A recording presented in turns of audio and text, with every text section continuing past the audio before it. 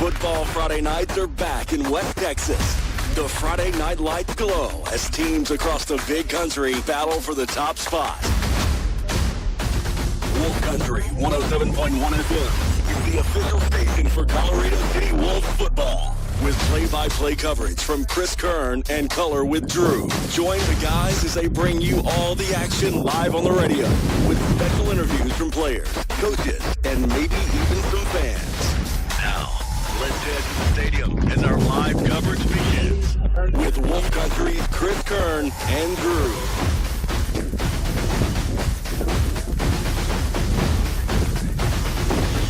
Welcome to Wolf Stadium. We are here, and we're getting ready for the Star Spangled Banner, so we're going to observe that real fast.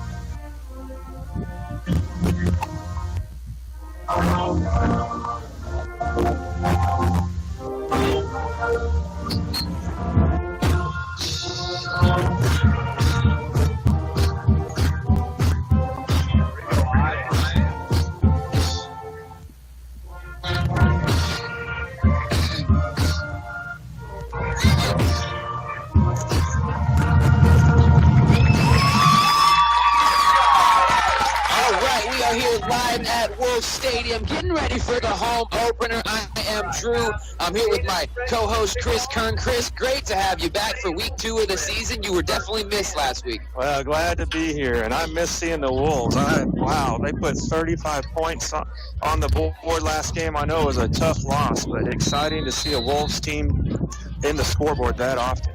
Yeah, and they scored offensively, defensively, on special teams. They were just a really all-around team. The score was a little deceiving, too. That final score was like 50-35, but the game was within one possession, essentially, up until 3.5 minutes, and things just got a little unfortunate there to the end with the fumble, and we're expecting some good things. Wolves, I don't know if they won or lost the toss, but they will be kicking. Yeah, the McCamey Badgers won the toss and chose to receive on the north end, so the Wolves are be kicking from the south side and heading towards the north side of the field houses. And they're dressed in all black tonight with their red numbers and their white helmets. And they come onto the field, lining up for the first kick, waiting for the whistle. And here we go. Big kick going all the way back to the 15-yard line. He's up to the 20, tries to go around right. Nothing there to the right. The Wolves are there blocking him, bringing him down. He got to about the 25, but good job special teams. Yeah, I mean, they all held their lanes, even though he was kind of trying to figure out where the hole was, turning side to side. Some noticeable things I noticed last week. Chris Abreu, the kicker, he's taking all the kicking responsibilities. It looks like this year for the first time he was handling the punts, kicks, and kickoffs. He did a couple onsides and little bloopers and stuff. The big story, honestly, in one way, they were playing a great quarterback last week, Chris, and they had 4 interceptions, 1 forced fumble. So this defensive unit was really solid, and there's some big boys on that D-line. Yeah, let's see who we got. Here's a shotgun snap. Takes the handoff, tries to hold him onto it, straight up the middle. He's short the first down, but gain of about 8. Give him the first down. We'll see. Finally able to wrap him up there. And their quarterback is Aiden Torres. He's a junior this year. And they're just shy. No, they did give him the first down. So it's going to be 1st and 10 from their own 35. McCamey with the shotgun snap, looking to throw down the field to the right. Has a man wide open. And that ball is caught, dropped coverage by the Wolves, and brought down at the 42-yard line. Not sure who missed that coverage there, but the Wolves holding up their hands with some confusion. It's good to see, though, Jake Odin, number 4 back at safety, along with number 9. Aiden Phillips is out. Who's on the other side? I'm sorry. I'm trying to find. I think it's Ivan Valdez, number 11. Yeah, he's back over there at the other safety position. Both had kind of cramped up last week. Missed a decent amount of the second half. Torres back in the shotgun. McCamey running the spread defense. Arnold snap got picked up by the running back. There we go. That's going to be down for a loss. Yeah, Aiden Phillips just ran straight through the center. Another name you're going to hear a lot, Chris. I noticed it last week. Mason Conlon, number 6 on the defensive side. I'm playing linebacker. He's on our near side. Isaiah Vanderslice, the other outside linebacker, with Phillips and as a middle linebacker. All right, here's the second 12 snap. Quick screen to the left side. Ball is caught. Trying to break around the left side. Wolves are there. Trying to contain him. Turns it toe, breaks a few tackles. Wow, he may have turned that into a first down. He's just really, really close there. Made a lot of people miss. And they are. They're moving the chain. So, they had him at the line of scrimmage, but unable to first and 10. McCamey down to the Wolves' 28-yard line. And sometimes you come out home opener a little bit more energetic than maybe you need to be. You need a little second to kind of let the nerves settle down in front of the home crowd for the first time. Certainly. They're glad to be home, glad to be in front of their own fans. They're trying to put a stop to these McCamey Badgers. There's a quick snap. Throws the ball off to the right side. He falls wide for an incomplete pass. Flag on the far side of the field. Might be offsides. It looks like Vanderslice kind of got a quick jump there. Was in the backfield super fast. Yeah, trying to time that, misjudged. Now, was it Conlon you were mentioning with the tackle? Yeah, I just noticed last week he was all over, and it's the first time I'd seen his name, I don't know, on the roster, but at least getting a lot of playing time. He played really, really well. Let's look at the stat sheet. 6 tackles. That's terrific. 3 assists. And 3. All right, so here comes. It's going to be first down and 5 for the Badgers after the offsides call. Shotgun snap to Torres. Fakes the handoff to Brooks. Screen off to the left side. Man wide open. Enough for a first down. Finally pushed out of bounds around the 12. Michael Martinez with the tackle at cornerback. Something I noticed also last week, something we can pay attention to, Chris, though. Looks like, for the most part, Jackson Hammond and Michael Martinez, the two corners, are kind of playing more in a flat, staying within that 5-yard range, and the safeties are playing just a cover 2 over top. So there's kind of a cushion in the middle of the field passing, and also in those little, where those hook zones should be. So something just to pay attention to. Yeah. All right, another shotgun snap. Torres is going to keep it. Rolls around to the right side, makes the edge, and that's going to be enough to get into the end zone. I don't see any flags. That's going to count. Nice run there. That was... So he was able to get around the right side, had some blocking in front of him, and was able to fight his way into the end zone. So 9:17 left in the first quarter. He's on the board first. Yeah, Badgers get on the board first. We were just talking, they got shut out last week versus Ozona, but they moved the ball pretty well there. A lot of 10-yard plays, essentially, and just moving the chains. There's a snap. Extra point is good, so that's going to be 7 on the board for the Badgers. Again, 9:17 left to go here in the first half. Wolves looking to see if they can get something started on offense. We got to hear Ryan Sinner's name called as quarterback for the first time last game. I understand he did pretty well, had over, I got my stat sheet here, 122 yards and a touchdown pass. And then Garza, looks like he was the leading rusher with 108 yards last week. Yeah, Gabe Garza played really good, and also, though, Vanderslice had almost probably 100 yards, too, because he had one run for 85, I think, about 80, Yeah. We did get to hear his name quite a bit. Yeah, he was announced player of the game last week, and so congratulations to him. I know his mom was really excited. I actually talked to her a little bit before the game, and so a lot of people here in the stands. Really good to see, and a beautiful night. I even said it last week. We went from 110 to little mid-80s, and perfect time for football weather. Really enjoyable. The sky kind of dried up a little bit, so nice night, folks. Get on out to the stadium.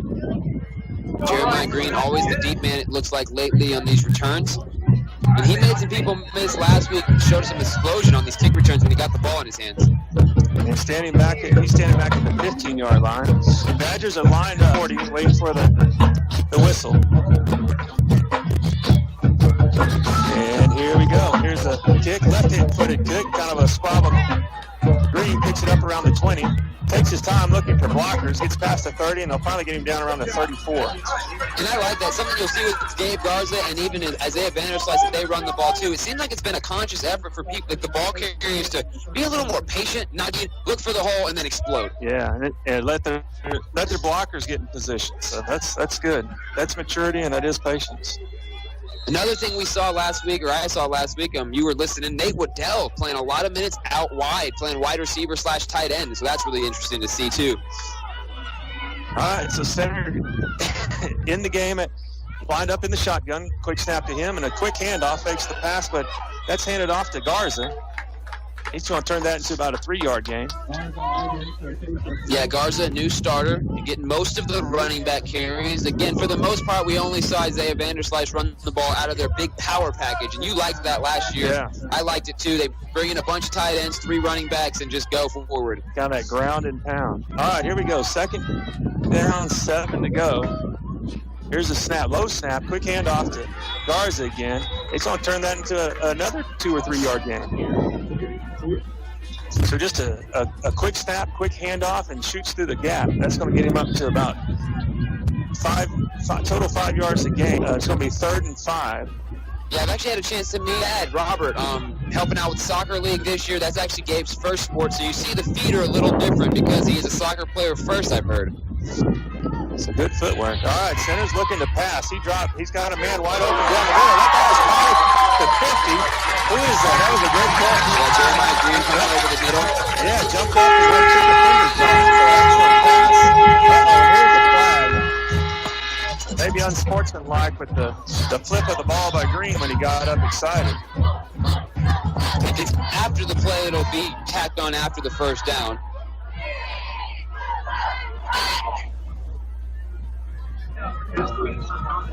And that's what they're calling.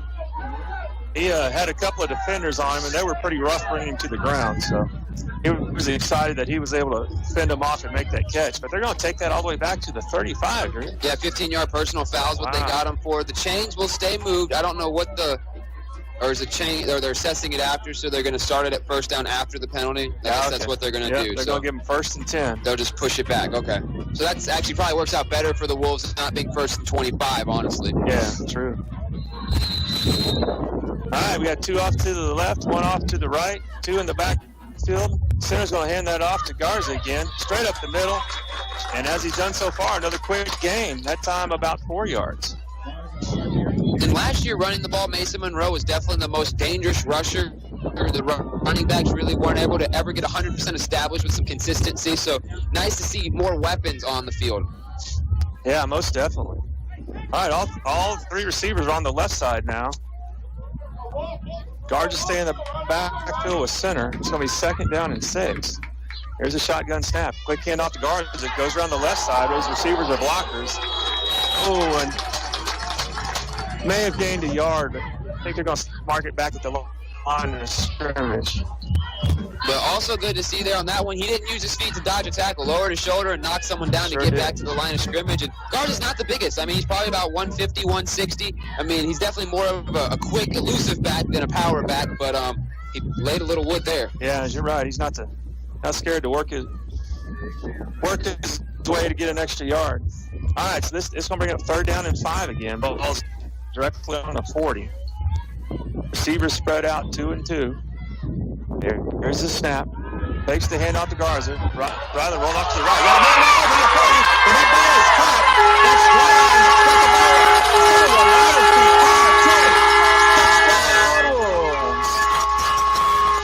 That's excellent throw.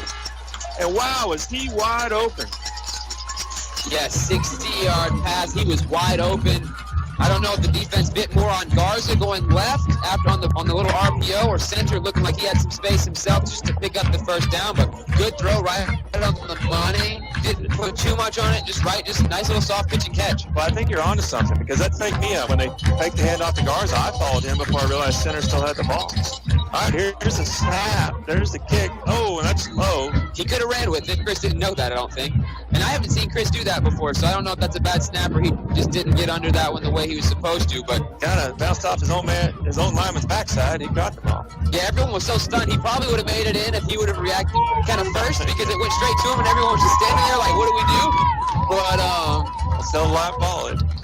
Turn that to a 2-point conversion. Let's go take a quick 30-second break, and we'll be right back with the kickoff in the second defensive possession for the Touchdowns, tackles, and teamwork, just like on the field. Family Medical Associates is committed to keeping our community strong and healthy. We're excited to welcome nurse practitioner Cassie Munoz to the team, and she's accepting new patients. Whether it's a sports physical, a wellness check, or something in between, we're here for you. Open Monday through Friday from 9 to 5. You'll find us at 997 I-20 in Colorado City. Call 325-728-2693 to schedule your appointment. Family Medical Associates, proud supporters of our Colorado Wolves. Let's keep our team and our community at the top of their game. Back to the action on Wolf Country 107.1 FM.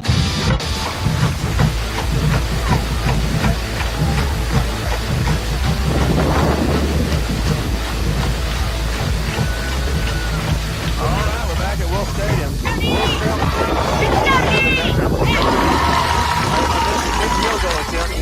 Just kick the ball off. Yeah, it looks like McCamey's going to start at their own 25-yard line. Let's talk about that touchdown play. Wow, excellent. Grimes broke free. Excellent pass by center to hit him on the run. Yeah, and there was no one within 25 yards of him. And so, I mean, again, the play call obviously worked to perfection. And so, right then, Aiden Phillips on that kick return, solo tackle by himself. And he's one of those names we were talking last year, sophomore playing. Now he's a junior playing a lot of minutes. All right, it's McCamey's ball, 1st and 10. They've scored on their last drive. Now there's going to be a quick handoff to Torres. Torres are there. Meet him on the right side. That's going to be a loss. Yeah, Isaiah Vanderslice holding the edge, wrapping him up, and letting more Wolves come and help him. If you look at the defensive line, a lot of our defensive linemen are sophomores. Aiden Waddell is sophomore. Jace Garcia is sophomore. Uriah Salazar. So a lot of the big boys in this 3-4 defense the down linemen are young, big bodies, which is going to bode well for the future development of this Wolves defense. Yeah, what I heard last week and seen so far, they're disciplined for being a young team like that. All right, here's Torres. He takes a shotgun snap. He's going to hold on to it. He's going to try himself. And he's tackled for a loss. Yeah, that's Phillips, and he was at number 51. That's exactly Aiden Waddell right there, sophomore, first man at contact. Wow, and he shucked off his man and got to the quarterback right away. So that's going to bring up 3rd and 11. This is the Wolves defense we saw last week. Yeah. And the secondary performed last week, so now this is, I won't say an obvious passing situation, but you would lean to it with 3rd and 11, and so we'll see what these corners and secondary can do. That's right. They're going to have to be on their toes, because I would expect we are looking at a pass here. But Torres, he's got 3 men off to the right, and he's looking left, throws it up left, has a man wide open, catches the ball for a first down, and a gain of about 20 down to you see where they mark it, the 44-yard line. So you were right about the pass. Yeah. He kind of threw it into that tweener zone. That's exactly what I'm saying, right? They do this little cover flat. It's hard for the safeties to get there. Now, the ball was in the air for a long time, so if you can react a little after there's a chance for you to either get to the receiver or get to the ball, but you got to kind of expect that. So a good play, good tackle by Ivan Valdez coming over anyway. All right, same setup for the Badgers. 3 men off to the right, 1 to the left. Torres in the backfield. And it looks like the Wolves going to recover. We'll see how they do this. They're bouncing around. I mean, he kind of looked like he tried to do a shovel pass and pitch it. Are they going to say incomplete potentially? It looks like they are. No, he was falling. It looked like a flip, but they're going to call that a fair pass. Yeah, they're not going to say illegal procedure or whatever. Can't think of the word right now. I guess it would just be a legal procedure. Oh, no, they're ruling it incomplete pass. Yeah, incomplete, yeah. So they're bringing it back up to the line of scrimmage. Yep. All right, so that's going to make up 2nd and 10, but good pressure by the Wolves defense. Here they come again. And brings around to the left side and turns that loss into about a 7-yard gain. Big hit there, too, at the end of that run. A little broken play, and I don't think people were able to understand where the ball was exactly. And Coach Leaf is going to call a timeout here. But we have an injured badge on the field. Let's go ahead and send it to the mothership real quick for another 30-second break during this timeout, and we'll be right back with the conclusion of this sex drive. Touchdown! Just like our Colorado Wolves, at City National Bank, we know the importance of having a strong game plan. Whether it's saving for college, buying a car, or planning for the future, we're here to help you score big with our full range of banking services. Located at 228 Elm Street in Colorado City, City National Bank is proud to support our home team. Call us at 325-728-5221 and let us help you tackle your financial goals. City National Bank, where community spirit meets financial success. Go Wolves! to the field with the Colorado City Wolves on Wolf Country 107.1 FM. All right, we're back at Wolf Stadium. Mighty Wolf Trail 76. Badger player that went down, he popped right back up. Just probably a little stinger he got there. But the Badgers were able to gain 7 yards on that, or actually 8 yards. So it's going to be 3rd down and 2. Wolves looking for a big stop here. They're on the ground twice in this drive, and so unfortunately neither one went the Wolves' way.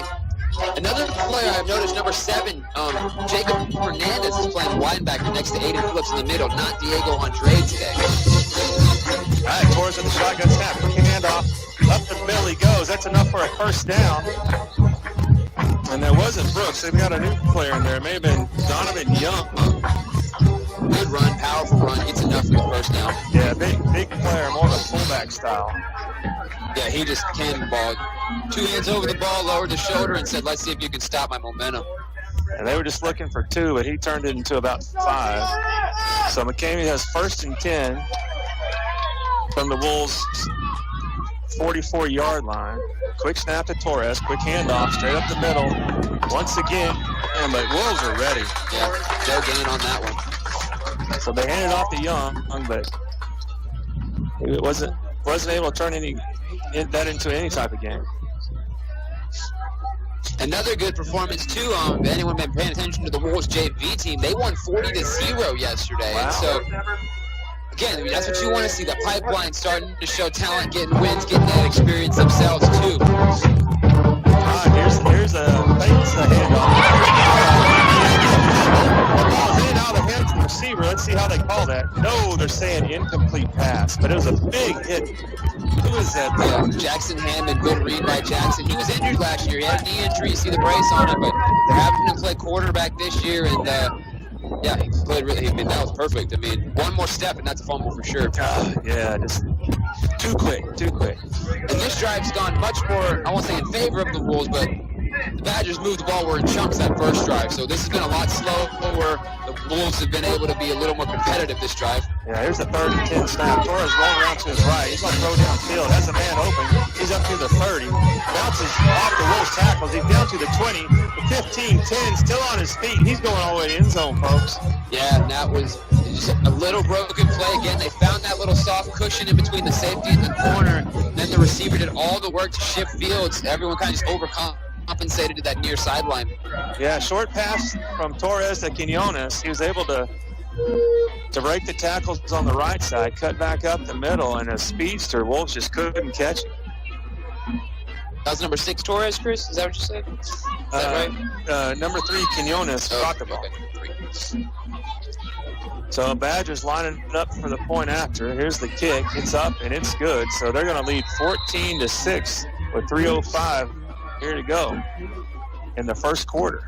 We're going to send it back to the station for a quick 30-second break, and we'll be right back with the Wolves' next possession. In the game of life, you never know when you might get sidelined by an unexpected health issue. But don't worry. Family Medical Associates Walk-In Clinic is here to get you back on your feet. Open Monday through Wednesday, 8 to 9 a.m. No appointment needed. Nurse practitioner Anna Burton is ready to see you, keeping your health in the game. Located at 997 I-20 in Colorado City. From the stuffy nose and cough to minor injuries to quick checkups, we've got you covered. Call 325-728-2693 for more info. Family Medical Associates Walk-In Clinic. Proud supporters of our Colorado Wolves, helping you stay in the game.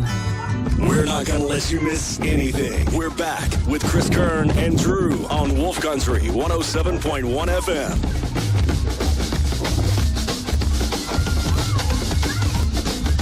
And we're back at Wolf Stadium. 3:05 to go here in the first quarter. The Wolves trail 14-6. McCamey Badger just scored again on a rollout pass. How long was that pass, Drew? Was that a 44-yard run? Most of it done after the catch, yeah. But the way football games work, it's all about possession, and so far neither team's been stopped. So as long as the Wolves score, they're still on pace. Yeah, that's true. All right, here's the kickoff. Brian McCamey, a short kick. That's going to be fielded at the 30. Looks like that was Grimes that caught the ball. He's going to be right down around the 36. And that's where the Wolves will take over. Real quick, Wolves led by head coach Monty Leaf, defensive coordinator Jesse Caceres, and offensive coordinator Daniel Mejia, along with assistant coaches Tino Silver, Han Olesen, and Nick Gonzalez. Also, shout out while we're waiting, the trainers and the managers, Janaya Yancey, Mia Obenhaus, Marcus Saldivar, Zach Panetta, and then we'll do the ball boys in a second. All right. Wolves back at it. They're in their similar setup. Center's in the shotgun. Green runs his motion, fakes the handoff. Center's going to keep it. He's running around the right side. He gets across the line of scrimmage. He's up to the 40, the 45, but there is a flag in the backfield. Yeah, they called it on number 54, Andrew Goodney. His hands are like, what did I do? And so we'll have to wait and see. Yeah, he's banging himself on the helmet. I think he got tangled up. We may have a holding call. Yeah, more than likely. I like that play, though. The fake end around, getting you an extra blocker over there, letting center just kind of do a QB read. Center looks athletic, man. Yeah, he had a quick speed and was able to get around the corner there. Here's going to be a holding call. Yeah, push the Wolves back 10 yards. All right, Wolves, this time it's going to be first down at their own 26-yard line. So far, another new face we've kind of seen on offense. Number 12 over here on the near side, Aiden Caceres.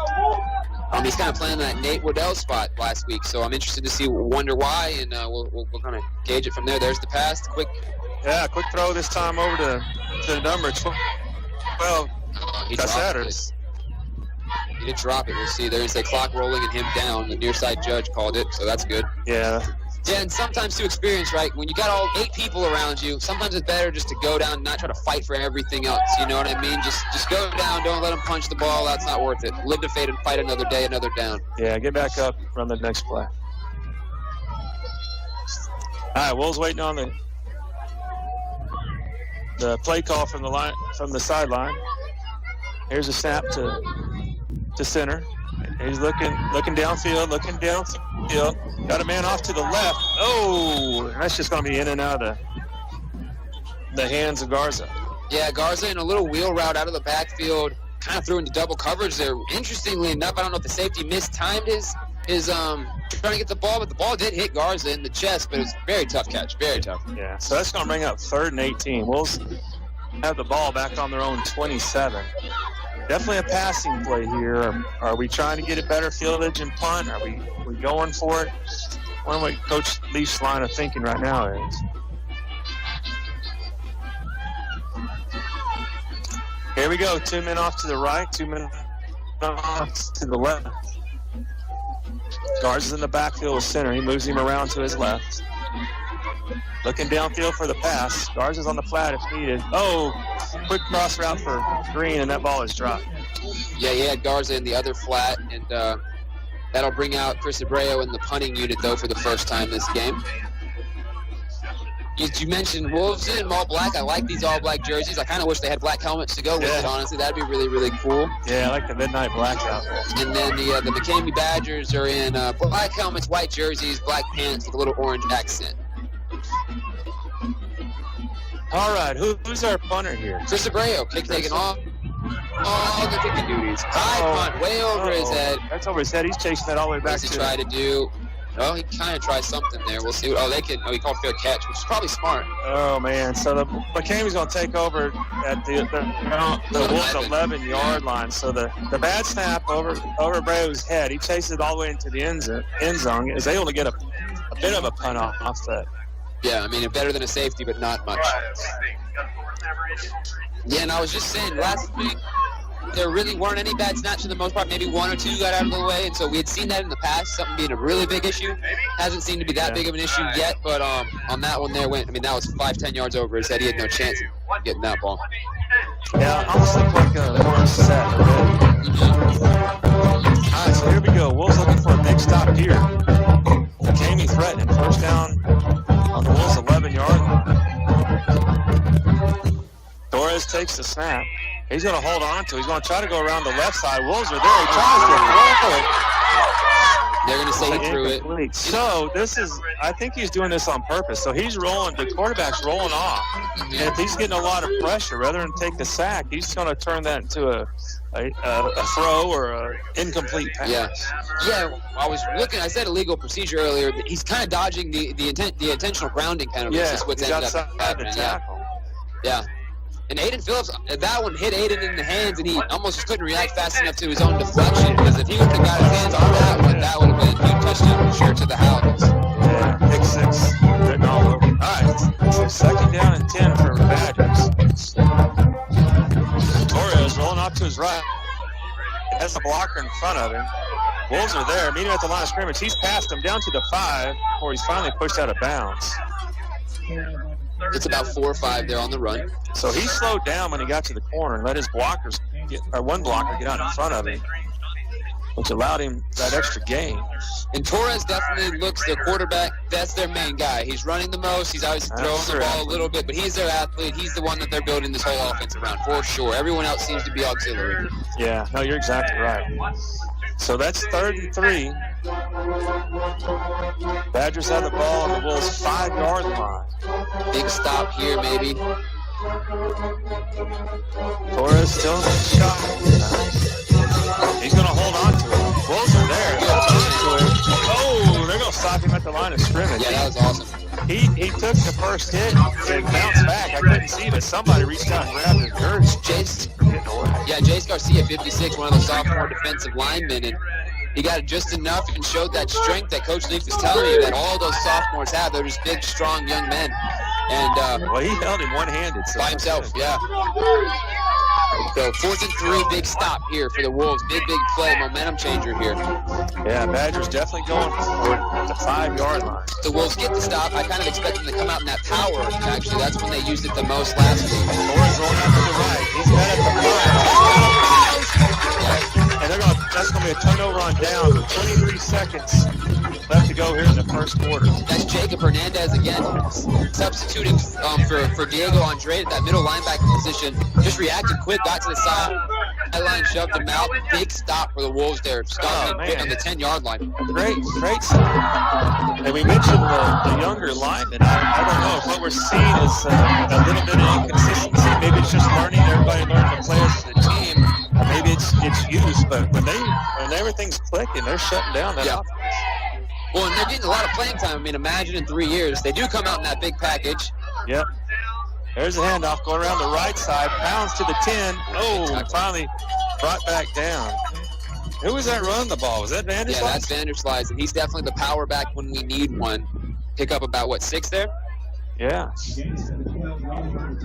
And personally, man, this has worked so well. I wish they'd kind of use it a little more sometimes. But that's going to bring us to the end of the first quarter. We'll be right back.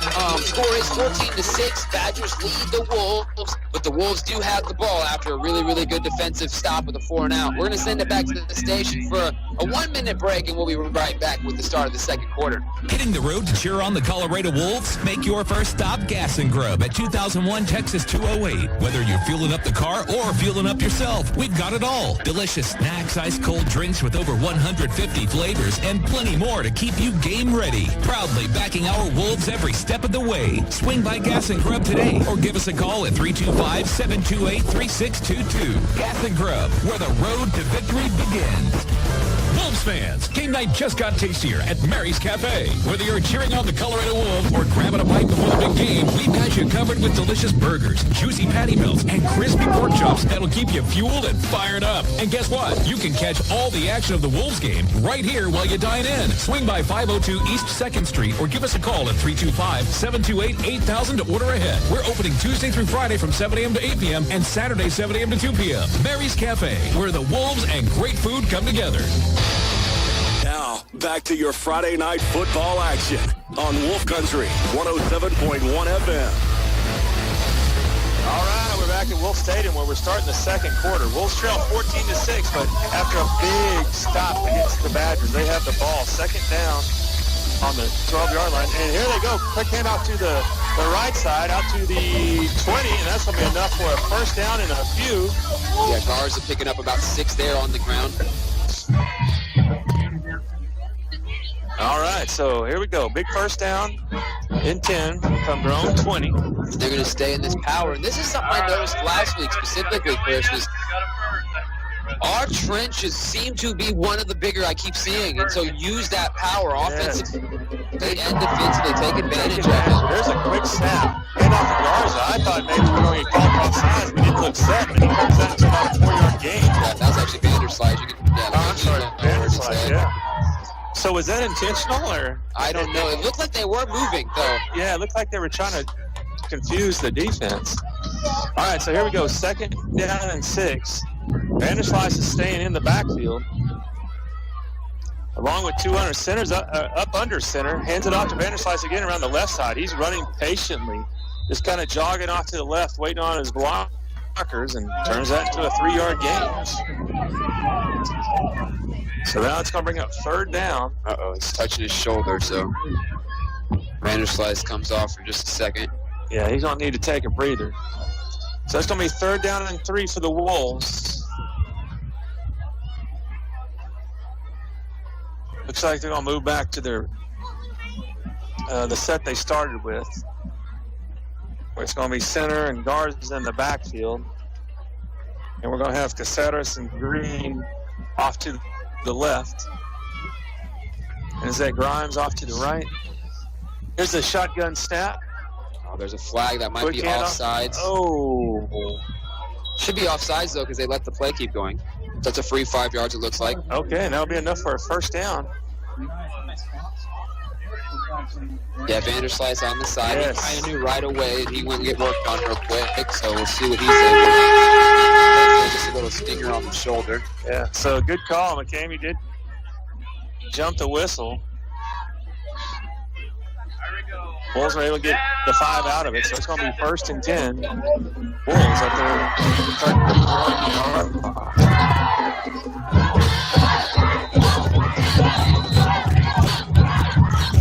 Hear the band and the cheerleaders cheering on these Wolves. A touchdown would definitely get the crowd really, really into it also. Long drive. This started back on their own, 4 or 5 yard line? Yeah, after a big hold against the Badgers. Held them inside their 10-yard line. Turnover on downs. Center rolling off to his left. He's on right. He's going to have to throw that ball away. But see, that's what I like. I mean, he noticed right away that was a little wide snap. He wasn't going to have anything. Let me get to the hash. Just chuck it out. We'll fight another day. And so good decisions out of your quarterback will win you games down the line. You know, it's like you might have lost the battle in a way, but you still can win the war. Yeah. He's playing his percentages. He had three men coming at him. Yeah, what's the point? No way. No point. Yeah. No point to get hit and beat up for no reason. That was definitely a smart play. 2nd down and 10. Wolves back in the same setup. There's a shotgun snap. Low snap, but quick handoff. Oh, no, the ball is fumbled in the backfield. Can't tell who got it. It looks like maybe Badgers actually have it. Unless Garza between does. Garza and center. And they are saying the Wolves recovered. And I know he wasn't able to get it up to Garza on that one, but another thing I've noticed, a lot of these slightly bad snaps, a little low, a little to the side, center's aware enough and athletic enough to get his 10 on that ball and kind of keep it corralled versus letting it turn into something way bigger of a problem. Yes. The touchdown would be good for the Wolves. It does look like their mojo is a little lacking right now, and specifically on offense. Well, 3rd and 13. All right, looks like quick pass off the left side to Green. That's enough for a 1st down. Running down the sideline. Still at the 50, all the way to the 40-yard line. So just a quick screen pass from the line on Green's speed to get down the field. And that's got the crowd to stand up. They're really cheering. Yeah, that was a really good play, and we've kind of been seeing that the last few years under Coach Leaf in this offense. Those quick streaks, trying to get that stuff going.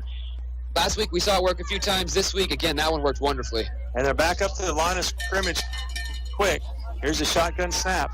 Center dropping back, looking downfield.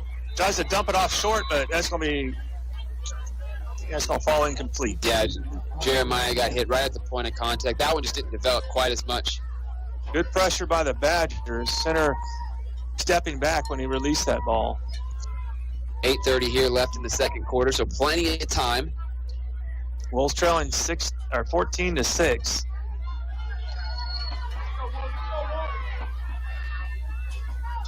All right, here's the snap to center. He's going to hand off to guards. It tries going around the left side. He's at the line of scrimmage. He's going to be tackled for a loss of 2.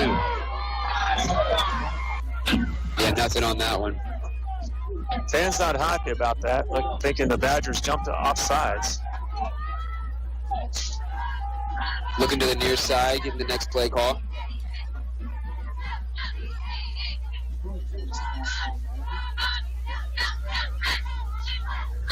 There are a lot of people here. I mean, honestly, this is maybe the most full I've seen the home stands in a long time, actually. Yeah, a lot of people packed in. All right, low snap to center. Quick screen off to the left side. That ball is caught, but, going to be tackled for a loss. Yeah, same thing. Nothing there. That was 3rd down, right? Yeah, that was Caceres who was hit as soon as he got the ball. So here goes 4th down. We're just past the 50-yard line. Is we still in a punting situation here? Yeah, they're bringing out the punting unit. So hopefully a good snap. Chris can pin him. He had 2 punts that they pinned him within the 10 last week. So if he can get the ball on a good snap and walk into it, he can get it off. One thing I did notice, he sometimes is a little slow on his steps and lets the defenders get maybe a little too close. So there's a snap to Arroyo. Big kick this time. Plenty of time. That ball's going to be fielded down at the 15-yard line. He's up to the 20. And across to the 30. He's still on his feet at the 40. Abreu's trying to bring him down. Finally brought down after, about the 45-yard line. Yeah. But after a booming kick by Abreu, Wolves just unable to bring him down. And there's some flags on the play on the far side. Yeah, and Abreu wasn't able to really make the tackle. I'm sure that wasn't his favorite moment to try to be there by himself, but he slowed him down just enough to let the other Wolves get there, because I think if Abreu doesn't get over there, that's a definite touchdown, it looked like. And that's exactly what the kickers are called on to do. Slow things down. Let others get over there. Give them enough time. So that was perfect. Got a few Wolves fans pointing that this will be against McCamey. We'll see what the flag is. Ref's talking about it with the McCamey coach right now.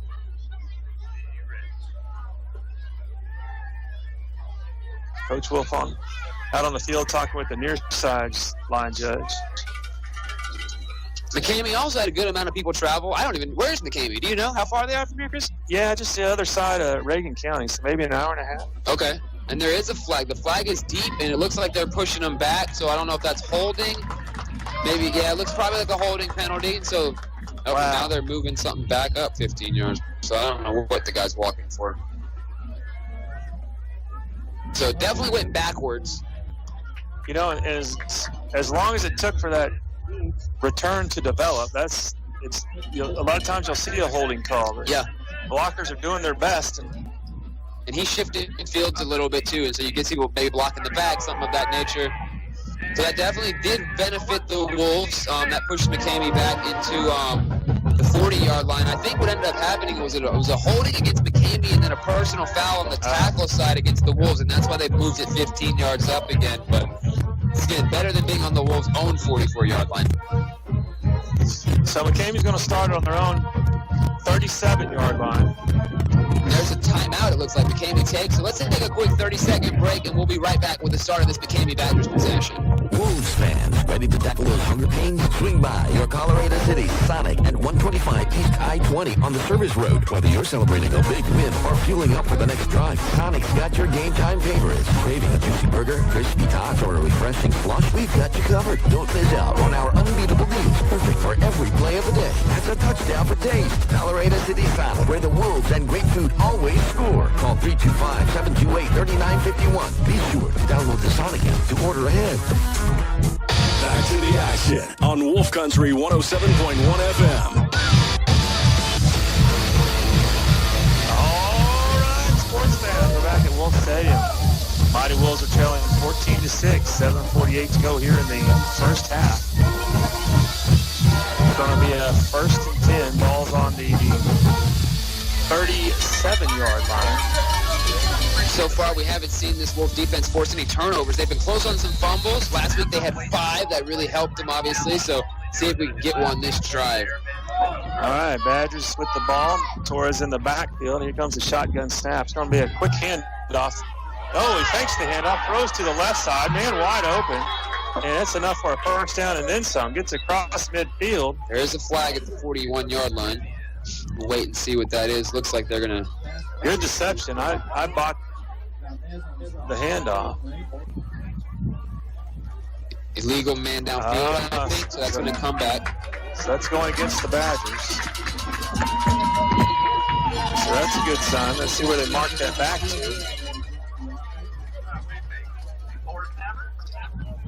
They're going to take that back to the 32-yard line for a 5-yard penalty. So that's going to bring up 1st and 15 for the Badgers. Wolves looking for another stop. Had a big stop last time the Badgers had the ball down in the red zone. Banner slides back on the field, so that's good to see. Shoulder must have just had a little stinger. All right, here's a shotgun snap from Torres. He hands the ball off again, number 5, off to the right side. Gain of a couple, but a good drop and stop by the Wolves. Yeah, Jacob Hernandez, the middle linebacker, gets there first, and then cornerback gets over there and tackles him. That's Jackson Hammond making the real big hit on the runner.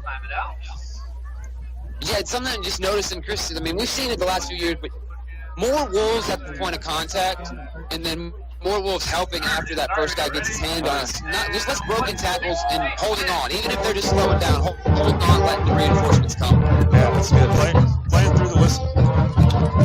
All right, here's a shotgun snap. Torres rolling off to his left, getting lots of pressure. He's trying to throw it up. Oh, almost intercepted by the Wolves. Yeah, Michael Martinez, I think, maybe thought he was going to the touchdown on that one. If he grabs that one, there's no one in front of him. He jumped the route, almost had it. Another flag, though. Another flag. That was 2nd and 13, so we'll see what the flag is. Passing play with a moving quarterback. See if we get holding again. Although it's a couple of yards downfield. And it does look, I'm with you, their quarterback, number 6, Aiden Torres, he looks to get out of the pocket and want to throw that ball around, but I feel like when you get him under pressure, this is most quarterbacks, but he's susceptible to making a rash decision and kind of throwing it maybe where he shouldn't. And he just did that there. That's another illegal receiver, it looks like, downfield, so that should push him back 5 yards, or they just pick it up. No, it was declined. It was declined, okay. I don't know what the alternative was, but Coach... It might have been 5 yards ended down. Maybe replay it down. Coach just like 3rd and 13, maybe. There you go. That's good. I bet that was the case. All right, Torres going to try it again with the Badgers. Quick screen throw off to the left side. Man wide open. He's across the line of scrimmage. That's enough for a first down. He's down to the 30, the 20, still running 10. He's into the end zone. Yeah, and that's number 3, Edgar Quineros. And he's definitely their big danger man on the receiving side of the ball there. And so that was a big one. What is that? 66-yard touchdown pass on a quick screen pass. Yeah, the ball was all the way back on the 34-yard line. So that does extend the lead for the Badgers. And in a weird way, that found that little cushion right between the safety and the corner again. He was able just to hit the outside with speed. The far safety kind of misread the angle, I think, a little bit, but... And that's, again, through their receiver, number 3, Quinones, a very fast kid. I'm surprised they don't get him involved more. Horrible kick. The kick was terrible, so that's a missed kick, so that's good for the Wolves. Way off to the right. So another touchdown for McCamey. They lead 20-6. We'll send it back to the station for a 30-second timeout. Just like our Colorado Wolves, Ratliff Insurance knows how to play to win. Whether you're driving to the big game or settling into a new home, we've got the coverage you need. Auto, residential, renters, and more. Proudly supporting Wolves football and the Colorado City community. Visit us at 152 Walnut Street or give us a call at 325-728-5371. Ratliff Insurance, protecting your turf no matter the season. Back to the field with the Colorado City Wolves on Wolves in some ways. Unfortunately, that was a big play right there. And so, but we need some help from the offense. We need to get that score on the board so the momentum starts to come back and that life starts to come back to the team as a whole. Exactly. That's a good defense. You know, you can hold and delay these plays, but you need your offense to keep things coming on, the points coming on your side of the ball too. Now, if Michael Martinez would have grabbed that ball and ran it into the end zone, that'll do it too. It's just a little different, a little harder. And the expectation on the defense necessarily is to put points on the board. That's the offense's job. So here's the kickoff. Looks like Green's going to field that right at the 15. He's kind of jogging up, waiting on a blocker, looking for an opening. He chooses the right side. He's down to the 40-yard line. It's Tennessee at the 45. So good return by Green. Yeah, and Green really looks like this season he's came into his own. He's a little confident, more confident with the ball in his hands, it looks like. And especially on these kick returns, you really get to see his athleticism, too. You saw it on that screen pass earlier. Yeah. So let's go back to that McCamey touchdown. You talked about this a little bit, but there's a soft spot about, 8 or 10 yards into the Wolves' defense. And they seem to, if they can find that seam, that between zone. Yeah, it's tough. I mean, I would need to see it. I wish I could just take a picture of it, in a way and see exactly what they're running. All right, so here's a quick handoff to the left side. Oh, man, and Garza's going to be tackled for a loss all the way back at the 39 or 40-yard line. Yeah, just nothing there. Garza really didn't have a chance to even get to the edge on that one. And at some point, I think you got to run up the middle. You know what I mean? Everything's been going to try and off tackle. You got to get it up the middle. They're setting up for that. Yeah, they're just waiting on it. But it looks like they're just running what I would just say is kind of like an old school Tampa 2 cover 2. 2 deep safeties on defense for the Wolves, and they got their 2 corners just very shallow, and the corners are never in man coverage, it looks like. It looks like they're just supposed to play zone, linebackers are playing zone, and so there's some holes in that. Yeah, it looks like they may be fine. Well, Center's going to take the snap. Got a man downfield to the left. And that is Green, and that ball is going to fall incomplete. Jumped up in the air with 2 defenders, just couldn't bring it down. Yeah, good try, though, Jeremiah. Almost. If he could have just secured it, that would have been about a 20-yard pickup, maybe 25-yard, and just kind of squirmed out when he hit the ground there. Didn't really get hit on the play. A good job by Center, dropping that probably the only spot he could have to get it in his hands. And last week they did that too, where there was one pass specifically, same kind of, pretty much the same route, right in that, again, a little zone, a little in between space, and Jeremiah, though, catching it at the high point, which is nice, not waiting, making it come down to him. So that's going to bring up 3rd and 16 for the Wolves. Trying to get something going here before half. 5:51 before halftime. Shotgun snap. Center looking downfield to throw again. Nobody open. He's going to have to run with it.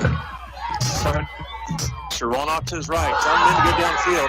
Oh, no. Throws it right. That ball is picked off by number 3 down the field to the 30, the 20. He's going to make it all the way into the end zone. I think we may have tried to force a play, and it didn't work out for us.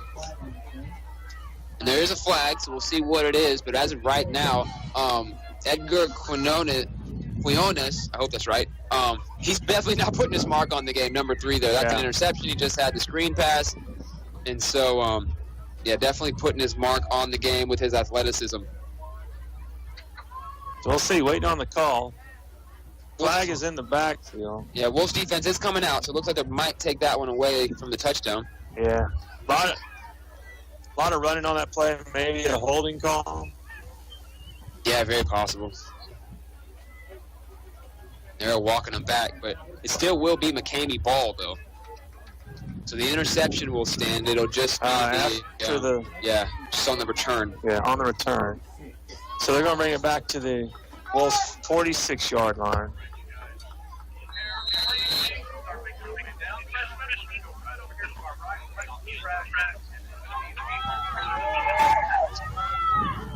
Number 11, Ivan Valdez coming on out to the safety position, strong safety. All right, so Torres has his man back on the field. First down. They have the ball on the Wolves' 46-yard line. He has 3 men off to the right, 1 man in the backfield, bringing a man in motion from right to left. Takes the shotgun snap, going to throw downfield, has a man wide open. Oh, and that's going to be caught and down to the 15-yard line. Yeah, that's number 27 on the reception. Don't actually have him on my roster here, so I'm not sure who that is. But so Torres drops that ball, hits his man on the run. A 25-yard reception. That takes him all the way down to the Wolves' 15-yard line.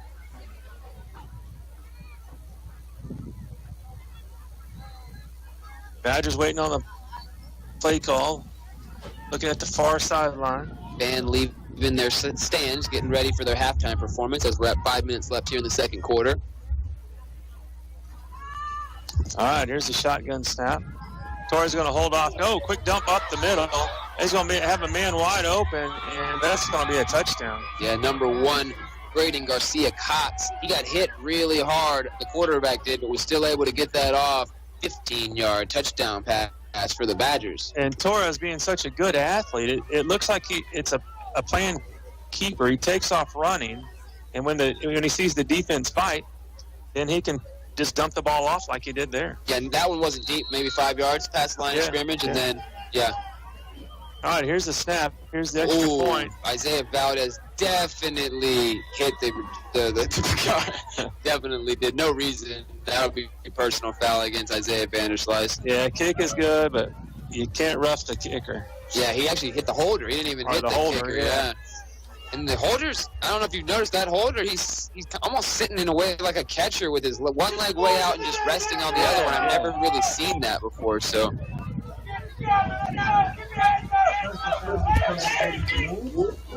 So Wolves will take over about 4:34 here after this personal foul call. We'll keep it here because we're about to have our halftime break in a few minutes. The Wolves definitely, again, they need to score. They're definitely not out of it yet, even though the score is now 26-6. But they need to get some points on the board going into halftime. I think Wolves will get the ball at half. So if you can get a touchdown here, get the ball back at half, get to the locker room, clean up some of these things, it'll be good. You got any scores for us, Chris, from around the area real quick? Yeah, some area scores. Looks like Snyder's trailing San Angelo Lakeview 14-0 still in the first quarter. Ballinger leads Cristobal 7-0. And Johnson City is leading Sonora, a new district team, 14-8. Roscoe trails Coahoma 27-0. And Forsan is trailing Post 12-10. Hamlin is leading 21-14 over Seymour. Wow. And we'll have some more at halftime. You don't have the Westbrook score by any chance? That's what I'm trying to find. We'll find it. We'll get you for you at halftime, everybody. Check Facebook, too. If you have my number and you know the Westbrook score, you're listening here we go. to us. Westbrook leads Jonesboro 28-14 in the second quarter. Nice. So a kickoff by the McCamey, who kicked the ball off from the Wolves' 45-yard line after the penalty. Green fields the ball. He's out to the 20. Catches the end zone. Out to the 20. He's at the 30. He's back at the 30. He's good field. Nobody can catch him. He's throwing his feet all the way into the end zone. Are there any flags on the play? Doesn't look like it. Wow, what a run by Green. Yeah, 103-yard kickoff return on that one by Green. And so fielded the ball in the end zone. Looked like a lot of extracurricular activity over kind of towards our side of the field. Yeah, but continued blocking. But no flags, though. Nothing over there. No flags. So great job by Green. And that, everyone will get some excitement in these boys. And that's what you do hate the most. Sometimes Green would have already been about the 50, 40-yard line, and then you get a flag way back and it wouldn't have mattered. And it's like, oh, you're killing me. But that one worked out great. Tremendous by Green. We needed to see that life, and we got something out here. That's right. That's right. See if we can keep this momentum going. 4 minutes to go until halftime. But again, it is amazing just watching the way Green can get these balls on the kickoff. He gets the return. He takes a little second, those first 10, 15, 20 yards even. And then when he says go, it's go. And he can make people miss with his straight line speed and even his agility. All right, so here's the point after attempt. Kick is up, and kick is good. So we talked about this a little bit earlier, but his patience, I think this is something new we've seen this year versus last year. He kind of catches the ball and assesses the situation. And like you said, when he says go, he turns it into high gear. And honestly, when we saw it a couple times last year with Mason Monroe on the runs and stuff like that, but it's been probably since Chris Green, actually, since we've seen that kind of speed like that on the football field for the Wolves. That's true. That's true. And once he broke 3 of his blockers here, he's running down the near sideline. They just couldn't catch him. Yeah, I mean, he pulled up at about the 30-yard line. He was like, no one's with it. No one's getting me, even if I run at 60% now. So let's just hang out and get in the end zone. So that was awesome. So Wolves on the board again. They now trail 27-12. 4:15 to go here in the first half. So that's exactly the spark the Wolves needed. If this defense can make a big play, maybe get the ball back before halftime, you can get another score, and then you'll get the ball back at halftime and be right back in the thick of it. All right, and I got an update on the Lorraine game, too. They lead Paint Rock 12-0. Awesome. Yeah, I actually just spoke to met the new Lorraine athletic director and Coach Weaver, and I'll be playing that interview actually on Monday. And so just wanted to introduce him to the community, hear about his past and where he's from and stuff like that. And so all the listeners can hear that on the news on Monday morning and throughout the day sometime that day. He's from the area, right? Is it Abernathy? Or? Yeah. Okay. Yeah, that's what he said a couple places, but yeah, he's pretty close. More central Texas, but he's been out this direction. He went to Texas Tech at a different point in his life. All right, big kickoff by Abreu. That ball's fielded around the 10-yard line and brought up to about the 22. So good stop by the Wolves. Yeah, that's Kaz Womack with a big tackle there. Number 2. Nice to see Kaz out there, the senior. All right, so 4:06 to go before half. Wolves looking for a big stop, hoping to get the ball back, let their offense continue this streak. Torres looking to the sideline. He has been their athlete today. He's done most of their work, although the Quinones, number 3, He's definitely made some moments too, yeah. And even had some on defense.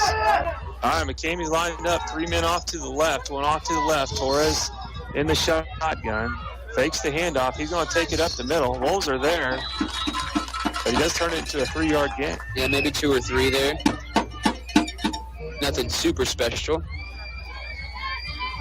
He's a big guy and athletic, so the Wolves can keep him down to short runs. They're on the winning side of things.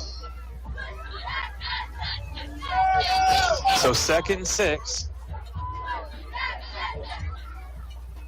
Same setup for the Badgers.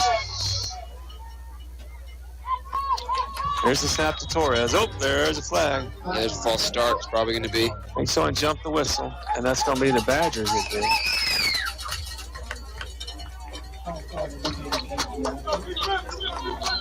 All right, so that's going to bring it back 5 and take it to the 22-yard line.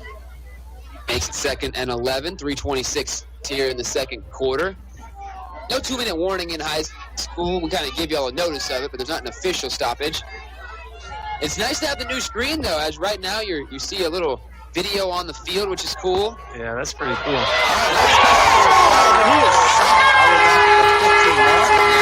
That's number 6. With him, man, set it up and shut him down. That team is a pair. Yeah, both of the outside linebackers blitzed, and he had Vanderslice in his face, kind of spun around, and then Conlon was in his face. Yeah, that was great. So that should bring up, 3rd and about 20, give or take a little bit? Yeah, 3rd and 18, maybe? Long 3rd down. So watch the screen passes, you know what I mean? And see, you got to make the stop here. The Wolves defense needs a big stop here. This is exactly the situation, down and distance you want. Conlon looks like he's coming again. Yeah. Oh, and there's another flag. Another false start. So the Badgers getting a little jumpy out there. Yeah, so that's a good sign. Wolves have those linemen nervous. They're jumping the whistle to get the block. Yeah, they're on their heels just a little bit. So back at the 10-yard line. So that's going to bring up 3rd and about 20. 3rd and 23. All right, Wolves. This is your chance for a big stop. Let's get that continue that offensive momentum for the Wolves if we can get this ball back here. Conlon coming, it looks like he is. All right, quick There's the handoff. He takes it off the middle. Oh, no, he's wide open. He's only tackled at the 22, but nowhere near a first down. Yeah, Aiden Phillips looks like he was in the heat of it. Michael Martinez, number 10. Jackson Hammond also there, and we'll see what these Badgers try to do on a 4th and 10. It looks like they're calling a timeout, so we're going to take a quick 30-second break, and we'll be right back. Pretty much 2-minute warning also, so we'll be right back with this second quarter. There's nothing like the roar of Friday Night Lights and the pride of cheering on our Colorado Wolves. Ty Wood, attorney-at-law, is right there with you, supporting our team and our community. From the stands to the sidelines, Ty Wood knows what it means to stand up for what matters most. Located at 249 Walnut Street in Colorado City, Ty is proud to be a part of the Straight community. Here's to another great football season. Call Ty Wood at 325-728-8400 and let's cheer the Wolves to victory. We're not going to let you miss anything. We're back with Chris Kern and Drew on Wolf Country 107.1 FM. All right, we're back at Wolf Stadium. 2 minutes ago before halftime. Wolves trail 27-12, but they have the Badgers pinned back. It's 4th down and 10. Badgers had the ball at their own 23-yard line. Wolves looking for a big stop. It looks like they're going to be going for it, doesn't it, Chris? Unless 52's the punter, and he might be. Yeah, it looks like he is. Yeah, new guy in the backfield, but they are set up like they could easily run a fake punt. But he is going to punt it. Straight up. Let it bounce. Don't touch it. Don't touch it. That's about a 15-yard. Yeah. Oh, that was his own man. Okay, 40. So Wolves going to take over at the 42-yard line. Good field position. Inside of the 38, actually. I'm sorry, 38. So that's their best field position all day. Easily, yeah. And that ball pretty much just went straight up, had a little backspin on it, and just stopped. I mean, so good job by the Wolves not to try to do something too crazy with it, make something happen, and take over on offense. 2 minutes, 2-minute drill. Here we go. That's 2-minute time. All right, Wolves.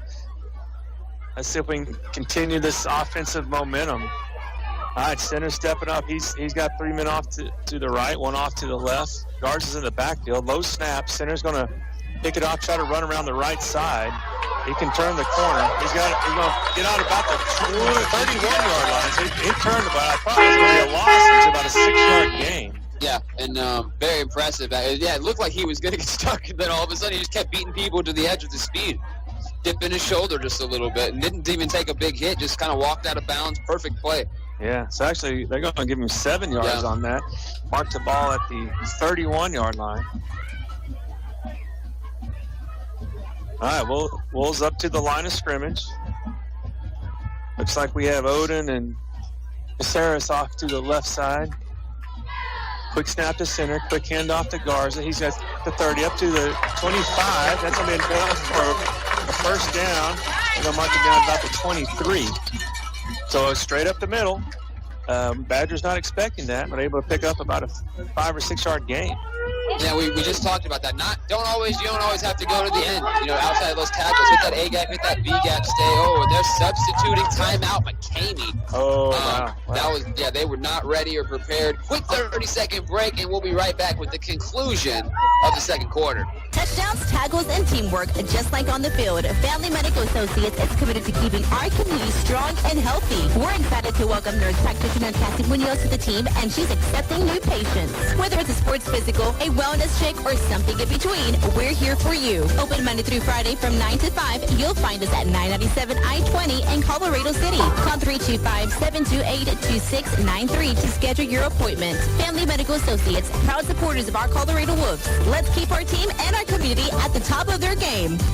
Back to the field with the Colorado City Wolves on Wolf Country 107.1 FM. All right, back at Wolf Stadium.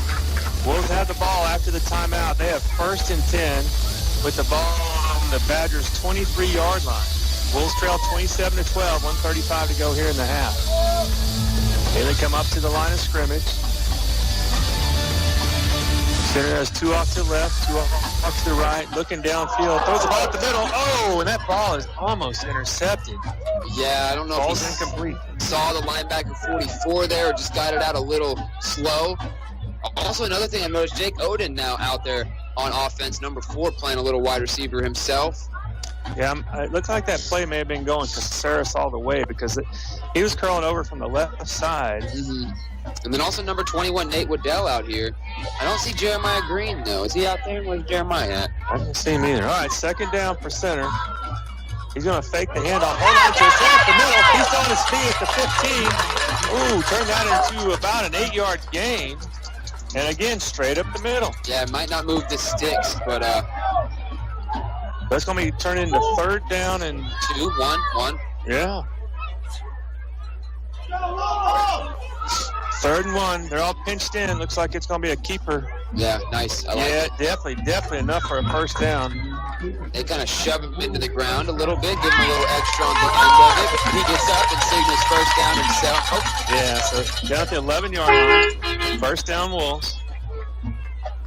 And it looks like we're going to take another timeout by the Wolves. So why don't we send you back to the mothership for a quick 30-second break. Touchdown! Just like our Colorado Wolves, at City National Bank, we know the importance of having a strong game plan. Whether it's saving for college, buying a car, or planning for the future, we're here to help you score big with our full range of banking services. Located at 228 Elm Street in Colorado City, City National Bank is proud to support our home team. Call us at 325-728-5221 and let us help you tackle your financial goals. City National Bank, where community spirit meets financial success. Go Wolves! Now, back to your Friday night football action on Wolf Country 107.1 FM. All right, after the Wolves timeout, they're coming back to the line of scrimmage. They have first down, ball on the Badgers' 11-yard line. 56 seconds to go before halftime.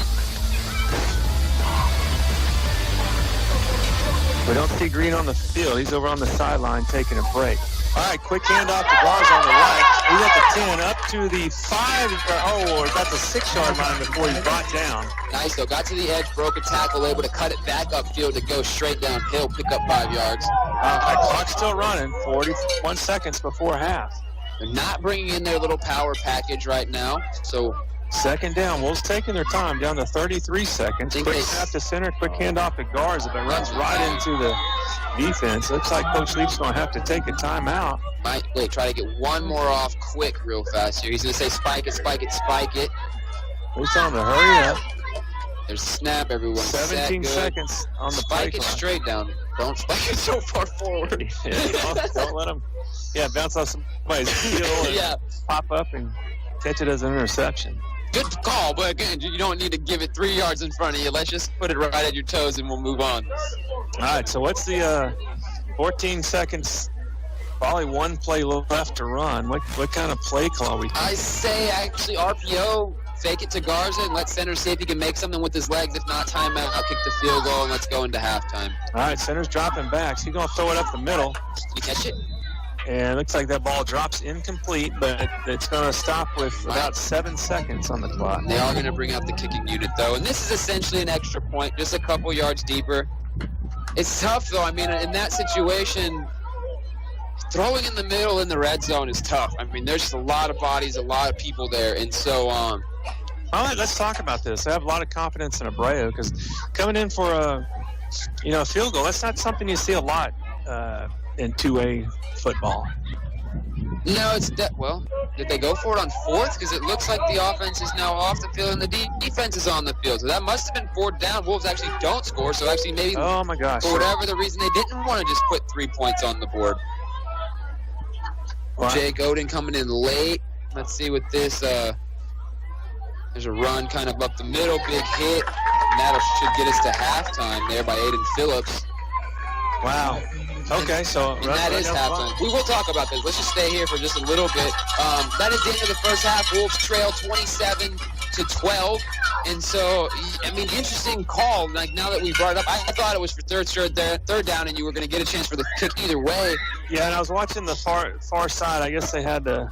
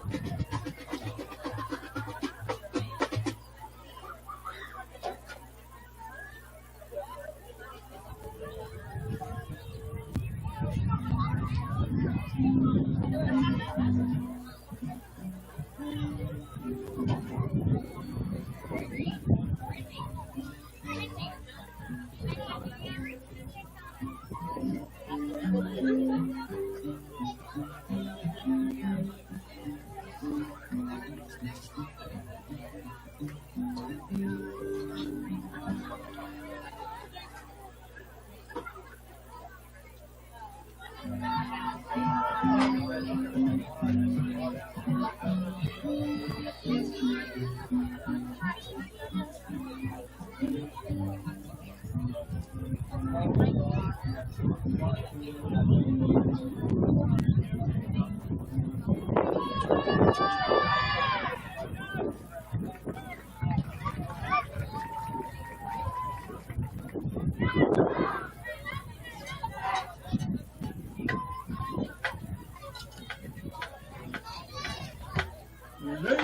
and gentlemen, the Colorado Independent School District and Colorado High School are pleased and proud to present the pride of Wolf Country, your Colorado High School band.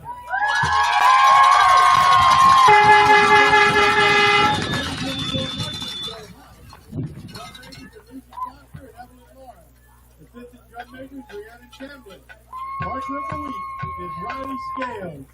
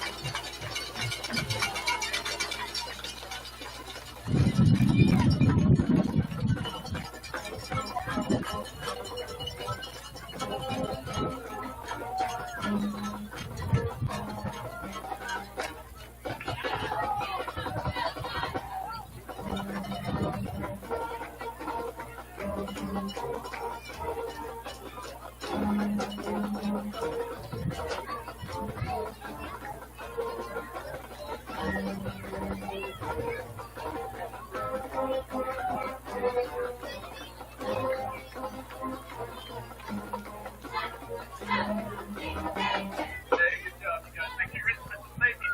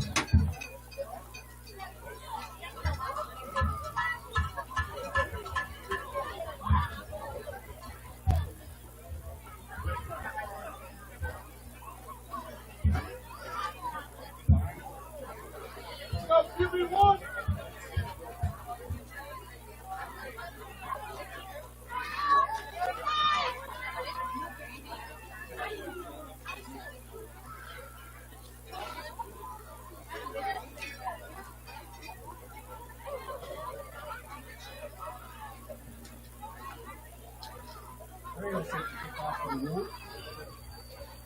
Let's go ahead, somebody!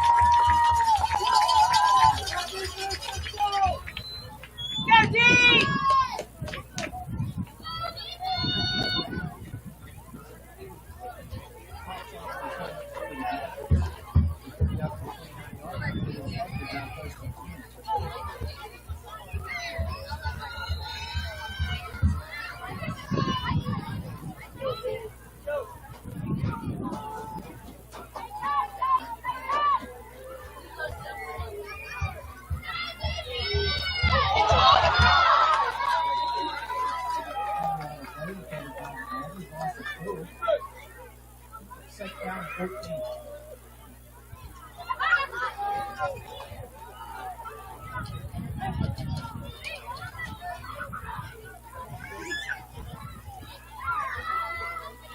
Let's go, defense,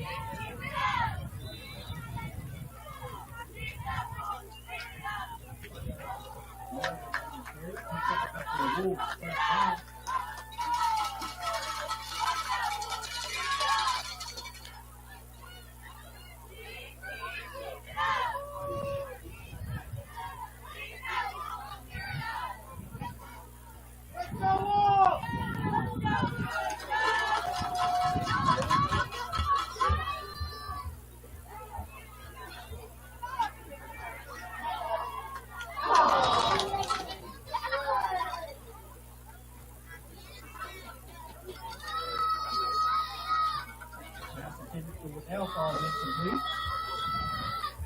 6-second penalty. Defensive foul number 2.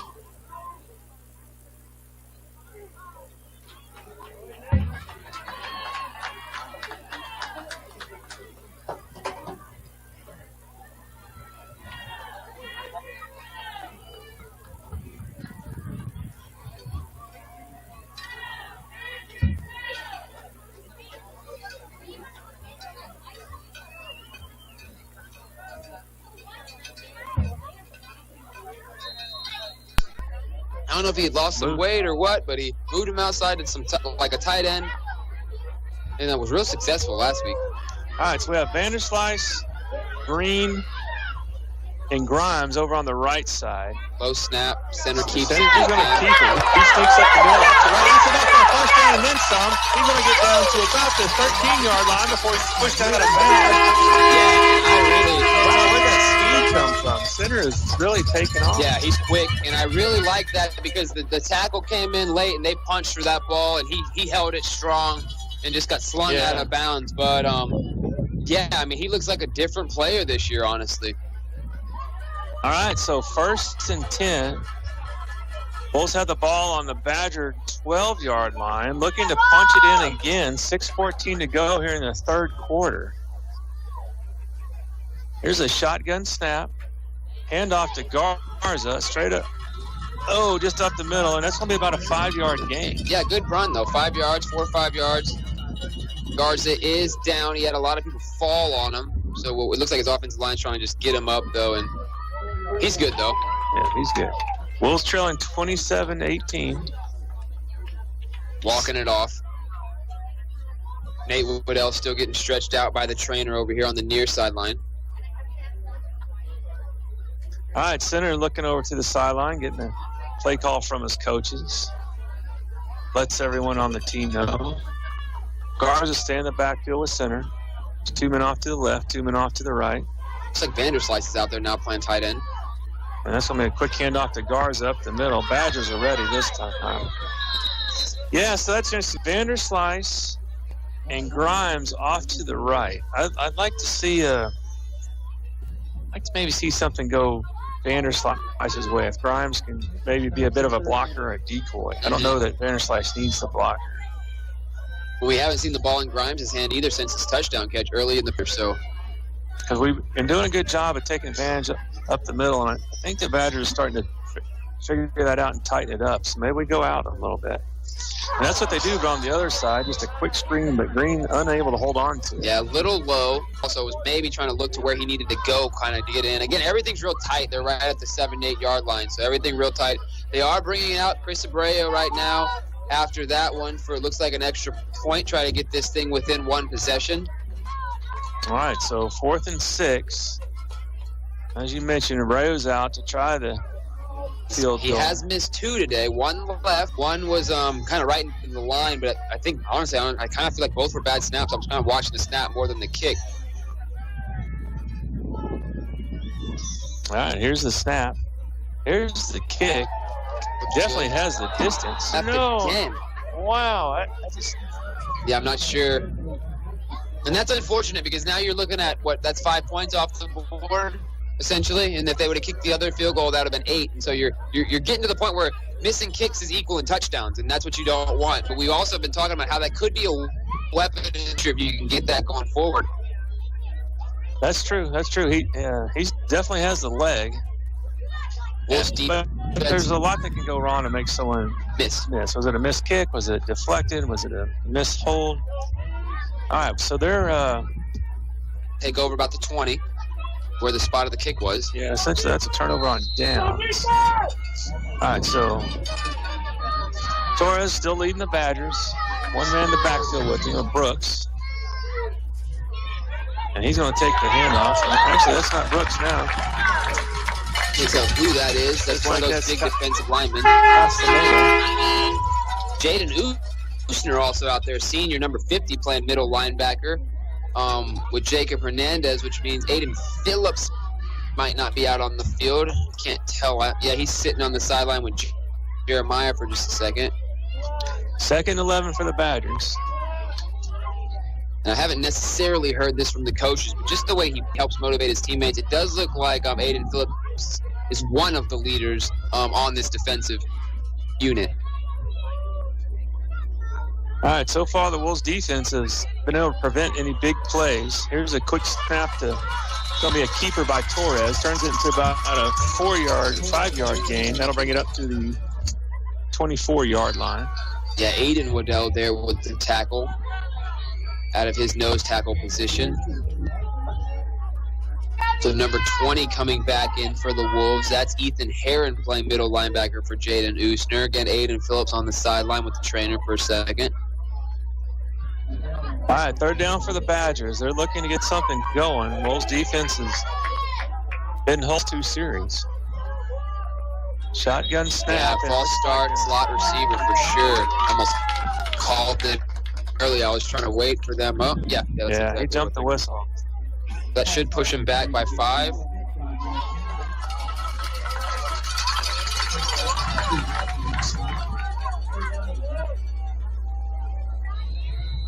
Game actually going faster than last week's game. For some reason, man, last week's game seemed like it just lingered forever. I don't know if it was because it was so high scoring or what, but this one moving a little quicker, not even 9 o'clock yet, 8:45, and we're almost into the 4th quarter.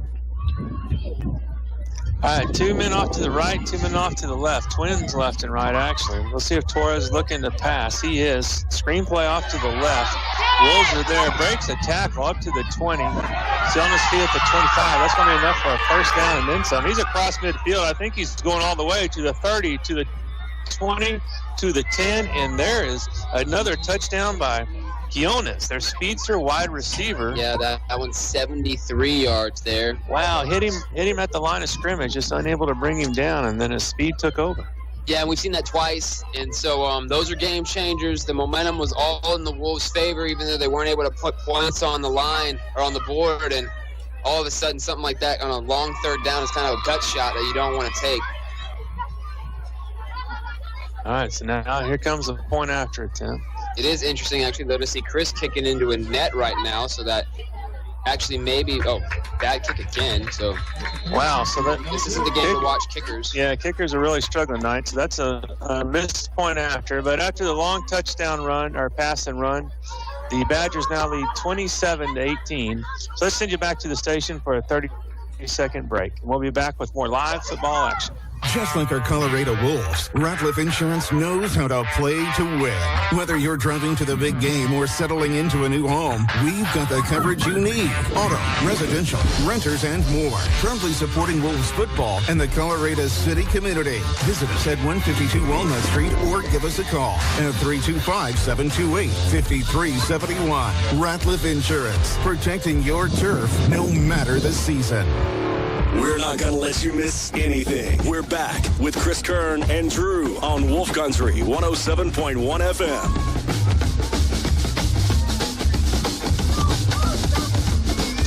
All right, we're back at Wolf Stadium. Wolves trail 33-18. Badgers just put some more points on the board. Long pass, long run. We've seen that multiple times a night to their speedy receiver, Quintieras. So they're about to kick off to the Wolves. Wolves had some good movement on offense. Unfortunately, they're unable to get the extra points or the field goals going, but definitely having some spark and some movement. So we'll see if they can continue that. Yeah, we'll see if Jeremiah can get his hands on this one. Last time Nate Waddell said, I want to run one back. Got all the way out near the 50, but personally I'd like to see get that in Green's hand. Get the ball, yeah. Little bloop kick, that one to the sideline. Illegal procedure for sure. Wow, that didn't make it to the 30. I think I learned last week it seemed like they're just going to move this up 5 yards. It's not anything big. So, again, if versus an 101-yard return again, you might just want to do that. Just take it and go. And then I always wonder, maybe can you hide it? Can you put Jeremiah up a level, put someone else back there, and they don't really notice? You know what I mean? Because again, high school kids, you don't know what they're all paying attention to every time. So maybe you can sneak it Shuffle them around. Yeah, just move them up a level. They're dodging me. Let's see if we can figure out where they're putting the ball. Try to get it in his hands either way. Maybe have him cross his arms so they can't read his numbers. Yeah, something like that. Why not? All right, well, Green's standing. He's over on the left side. And center's got one man off to the right. They actually bring Green in motion. That's going to be a sweeper around the right side. Broussard's speed. He's passing midfield. And put it at the 40, all the way down to the 35. So an excellent run by Green. Yeah, that's a pickup of about, I guess, 22, give or take. Yeah, so brought him in motion. Quick snap and pitched it to him. He swings around the right. His speed gets him around the edge. So that's going to bring up 1st and 10 from the Badgers' 35. Wolves' offense is starting to figure things out. Let's hope we don't run out of time. Only 2:18 to go here in the 3rd quarter, so plenty of time left on the play clock, the game clock. All right, there's going to be a quick off to Vanderslice. Ground and pound, power back up the middle, all the way down to about the 25. It's going to be close to a 1st down. Oh, brother. And that's the first time all season I've seen Vanderslice in the backfield out of the shotgun in that Garza formation. Every other time he's been out of the power, so they're trying something a little different here this drive. Garza on the sideline, but Garza did take some hits last drive, so might just need a breath. Yeah, give him a little breather, but I like to see Vanderslice and his size. He's kind of built like your typical fullback. He's going to take the fake this time. So he's going to keep it up to the 20, up to the 10. Man, he's got some speed going. And bumped down the 3-yard line, 2-yard line. Let's see where they put it. It didn't look like number 1 even wanted to touch it, actually. I think Ryland was more like, I'm expecting the hit, and it didn't even come. But he tripped over his own feet. All right, quickly up to the line of keeper, I'm assuming. Touchdown, Ryland. Oh, with the whistle. Yeah, there was a whistle. Oh, call the timeout. Oh, they're going to do it again. Don't you worry about it. Timeout, McCamey. Let's send it back to the station for 30 seconds, but we'll be right back as the Wolves probably going to run the same play and punch it back in. Wolves fans, ready to tackle those hunger pains? Swing by your Colorado City Sonic at 125 East I-20 on the service road. Whether you're celebrating a big win or fueling up for the next drive, Sonic's got your game time favorites. Craving a juicy burger, crispy tots, or a refreshing slush? We've got you covered. Don't miss out on our unbeatable deals. Perfect for every play of the day. That's a touchdown for taste. Colorado City Sonic, where the Wolves and great food always score. Call 325-728-3951. Be sure to download the Sonic app to order ahead. Now, back to your Friday night football action on Wolf Country 107.1 FM. All right, back at Wolf Stadium. Wolves trail 33-18, 122 to go here in the 3rd quarter. Coming out of a timeout called by McCamey. Wolves are threatening. They're up on the 2-yard line, getting ready to punch it in. Try to quarterback sneak, but right before the ball was snapped, McCamey calls a timeout. So here we go. 1st down on the 2-yard line. See if they put Ryland under center again. Try the same thing. McCamey has brought their big package out. They also have Vanderslice back there, so you might see Vanderslice try to power it in real fast. Nope, back under center real fast is center. And he goes off tackle just a little bit. Touchdown, easy, cheesy. No one even there. Wow. And that was a great keeper, too. He didn't just pick up the ball and dive. He stepped back and stepped to his left. Yeah, everyone crashed in that center gap, and he just one sidestep, and so we'll see. It looks like they're going to actually go for 2 here, which now based on scoring, it makes sense to go for 2. So Vanderslice in the backfield again. Ball on the, the 3-yard line, 2-yard line here? Yep, 3 spread off to the right, but wouldn't surprise me if we see a keeper there. Uh-oh, but that's a bobbled snap. Center still on his feet. Baby, let's go! They're throwing a flag. You can't throw it to 72, but that's the only problem. 72, an offensive lineman, he can't be downfield, so that's going to be a legal procedure. But Ryland tried to make the most out of nothing, literally. And that's one where you, hey, see if they can get away with it. It's not going to kill him. Yeah, no, I mean, hey, what are you going to do? That was awesome, actually. I was pretty excited. That was pretty cool. All right, so no point after. Exciting try. Yeah, we'll keep it here. We got 1:16 until the end of the 3rd, so we'll keep it here, and then we'll take care of our break then as the quarters change. But Wells trailing by 9. If they can keep this momentum, I think there's enough time on the clock. They can catch up and potentially pass. Yeah. The Badgers. So. And it looks like it seemed like in a way home opener, they came out real fired up. McCamey punched first for sure. And they had a little energy drop. And sometimes that happens. You have all that adrenaline, and then there's a little drop, but about halfway through the 2nd quarter, they really seem to take and keep the momentum. And unfortunately, these short screen passes to Quinones is the only person. That's the only thing hurting him right now. Yeah. That's it. Yep. And when you have good athletes, it's going to happen. You can't completely stop that. But if you can limit that 2 or 3 times a game, if your offense can do their part, no big deal.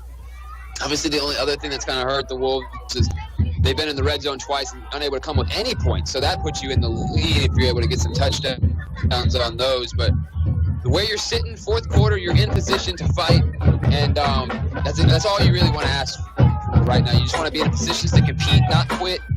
Yeah, exactly. Oh, ball fell off the tee. They're going to have to reset that. Why he's doing that? One thing, and it's just second game into the season, but I'm impressed about, is the adjustments. They're obviously coaches are paying attention, making some minor adjustments at halftime. So kind of like realizing we can pound the ball up the middle. They're letting us have that. Let's take advantage of it. That's what they're doing. Big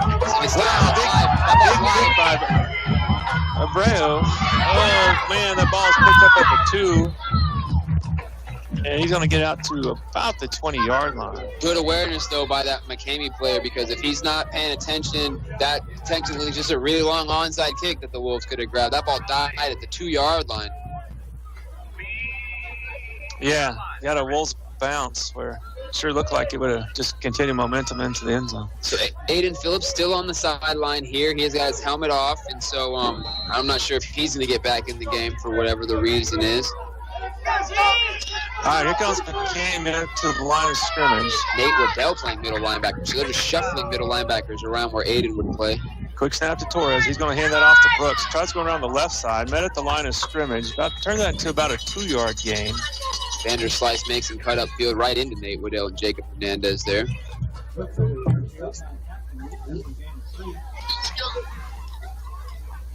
Wolves defense has shown up big here in the second half.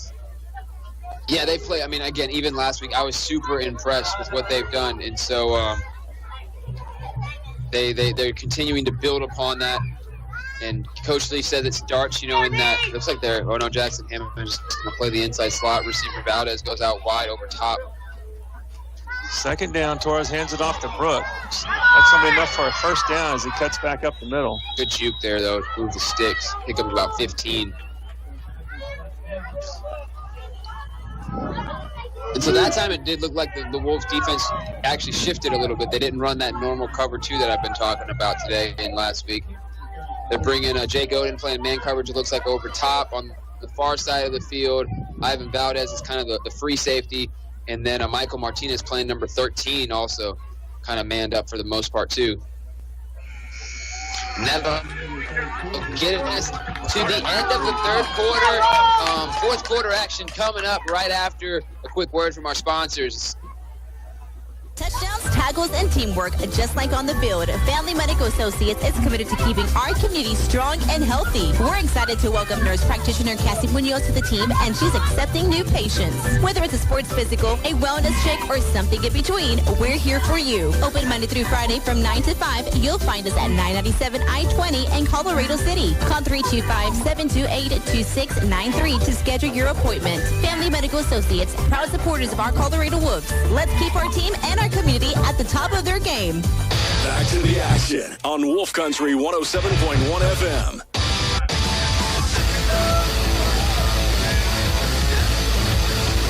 Welcome back to Wolf Stadium. Start of the fourth quarter. Wolves are trailing 33-24. Their offense has really got things going. Defense has really started to shine. I'm not sure. Do you have the schedule by any chance, Chris, for the next couple weeks, or do you not have that next to you? I do. I actually do. From my understanding, I think we're at home for the next couple even still. Yes, so next week will be Tahoka here in town, and then Great Creek. And then after that, we'll actually travel and be out to Bangs. So 2 more straight and then a long one. Bangs is pretty far from my understanding. Yeah, so then we'll start district. Gotcha. And we are joining a new district this year.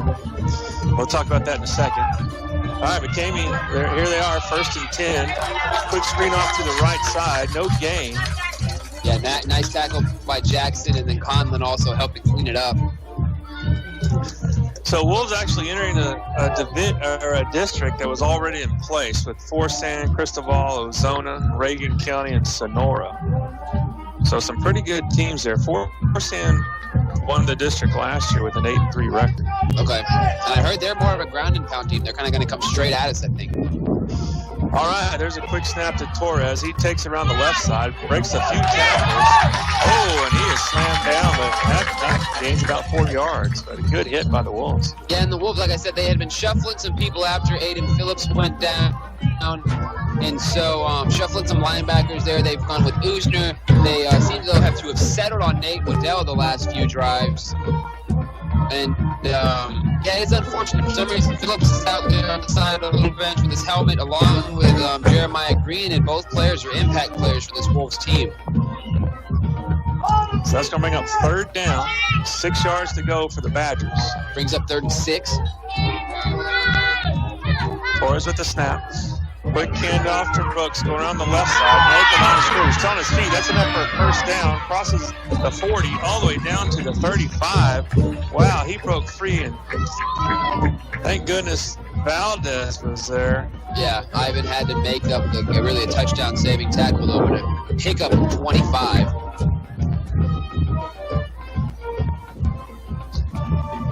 So the Badgers back in business on this series. It's going to be 1st down from the Wolves' 35-yard line.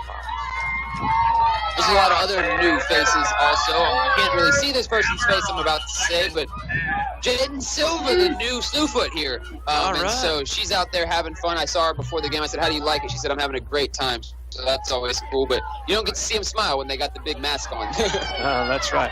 Oh, and Brooks hitting the backfield, but he bounces around and turns that into about a 4-yard gain. So that's going to bring up 2nd and 6. Looks like Wolves hit him at the line of scrimmage, but he was able to step back and bounce left to turn that into a positive gain.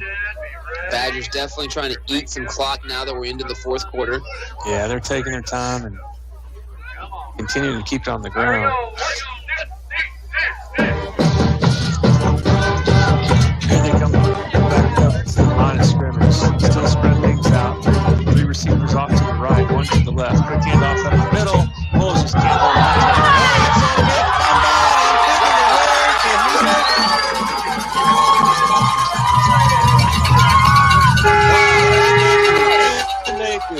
Who is that? Big sophomore Uriah Salazar there. Way to go, Salazar. I didn't see him cause that hit, but the back was taken off. He had a wide open seam, and somebody popped him. That ball shot loose. Salazar's a big boy to jump on it, man. Yeah, my goodness. No one's wrenching it away from him if he gets that much body over that ball. That's right. And we had the perfect view, too. All right, so Wolves. Almost like a big, what do you call it? A belly flop in the pool is what it looked like. He was like, I'm getting that football. All right, here come the Wolves. 1st and 10. If they can keep this momentum going. Quick handoff to Garza. He's met at the line of scrimmage and just nowhere to go. Yeah, he made a miss, but then shoestring barely getting tackled there. All right, that'll bring up 2nd down. 8:47 left in the game. Wolves trail 33-24. At this point, you're probably thinking 4-down territory no matter what, I would say. As the clock's winding down. Yeah, center dropping back. Gets lots of pressure. He just drops that ball short. Yeah, it was tough for Garza because he was running out to the flat and was unable to get turned all the way back around to kind of see that ball enter his hands correctly. All right, Wolves taking their time getting the play call in from the sideline.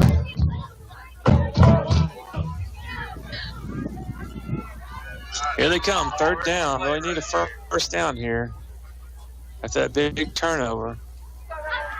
All right, center dropping back to pass, looking left. He's got the ball up in the air towards Green. Oh, God. I think that ball just fell out of his hand last minute. Green feels like that was pass interference. Yeah, Green wasn't happy about that one there.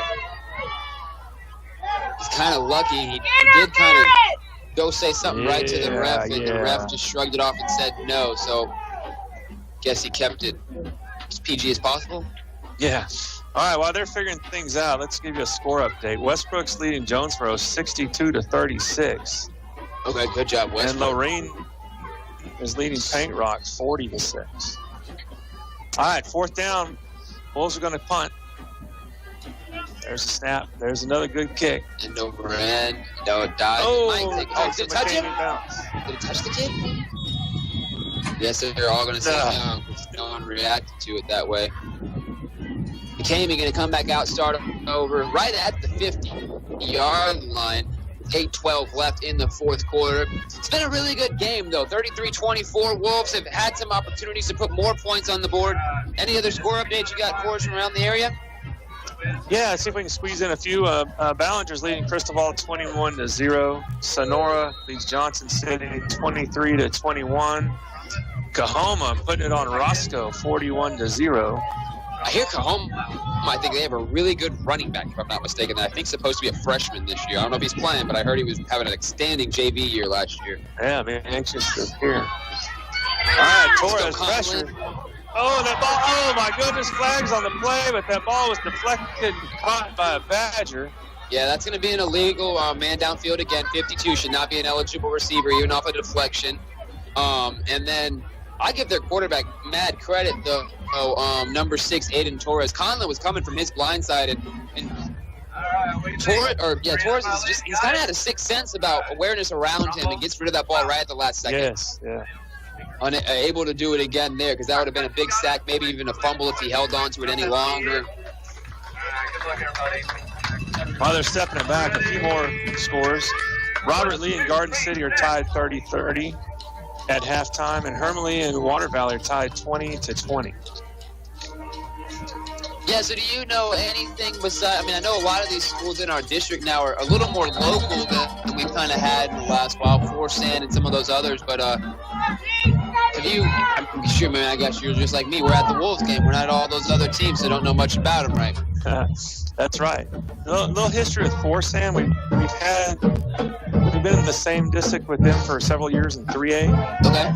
It's kind of interesting because when they were a young program, they were kind of the whipping boy or whipping team of the group, and were always in last place. But they really turned into a good program, and then they moved down to 2A, and everything shifted a little bit. Yeah, and last year they were first place in their district. 8-3 on the year, 4-1 in district. Just then, the Badgers were trying to draw the Wolves offside for some reason on a 1st and 15, and then they let the clock run all the way down. So delay a game, 1st and 20 now for the Badgers. All right, so Torres, he's going to take the shotgun snap, hand it off straight up the middle. New running back. He's at the 50, where the Wolves finally bring him down at back to the original line of scrimmage. So 7 minutes left. And so it's 11-yard run, so that brings up 2nd and 11.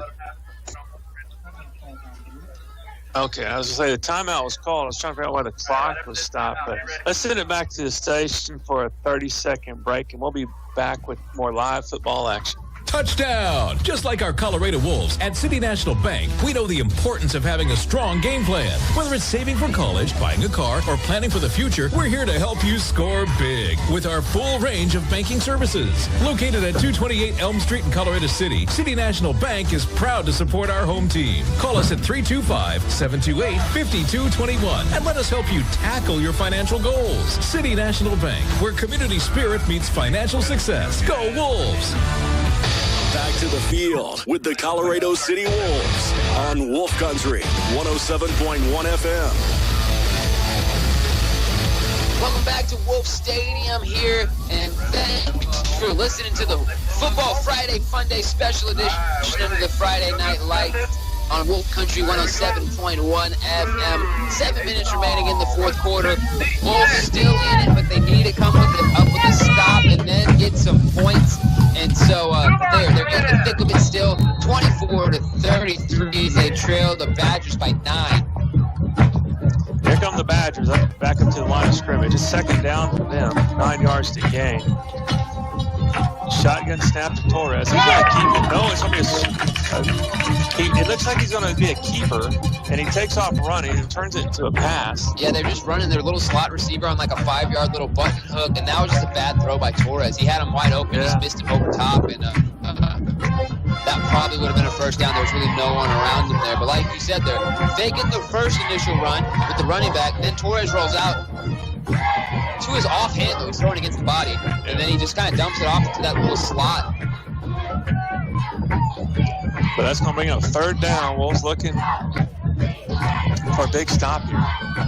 Torres throws it off to the left side, caught behind the line of scrimmage. A lot of Wolves in the area. See if they can bring him down. And they do for a loss. Yeah, and Jacob Hernandez finally wrapping up for a loss, but a lot of Wolves around him. Honestly, that's the first time we've seen number 3 really corralled in a while on one of those screen passes. That's right. Looks like another timeout, that one by the Wolves, I think. So let's send it back to the stage for another 30-second break before we get to this next Wolves possession. Wolves fans, game night just got tastier at Mary's Cafe. Whether you're cheering on the Colorado Wolves or grabbing a bite before the big game, we've got you covered with delicious burgers, juicy patty melts, and crispy pork chops that'll keep you fueled and fired up. And guess what? You can catch all the action of the Wolves game right here while you dine in. Swing by 502 East 2nd Street or give us a call at 325-728-8000 to order ahead. We're opening Tuesday through Friday from 7 a.m. to 8 p.m. and Saturday 7 a.m. to 2 p.m. Mary's Cafe, where the Wolves and great food come together. We're not going to let you miss anything. We're back with Chris Kern and Drew on Wolf Country 107.1 FM.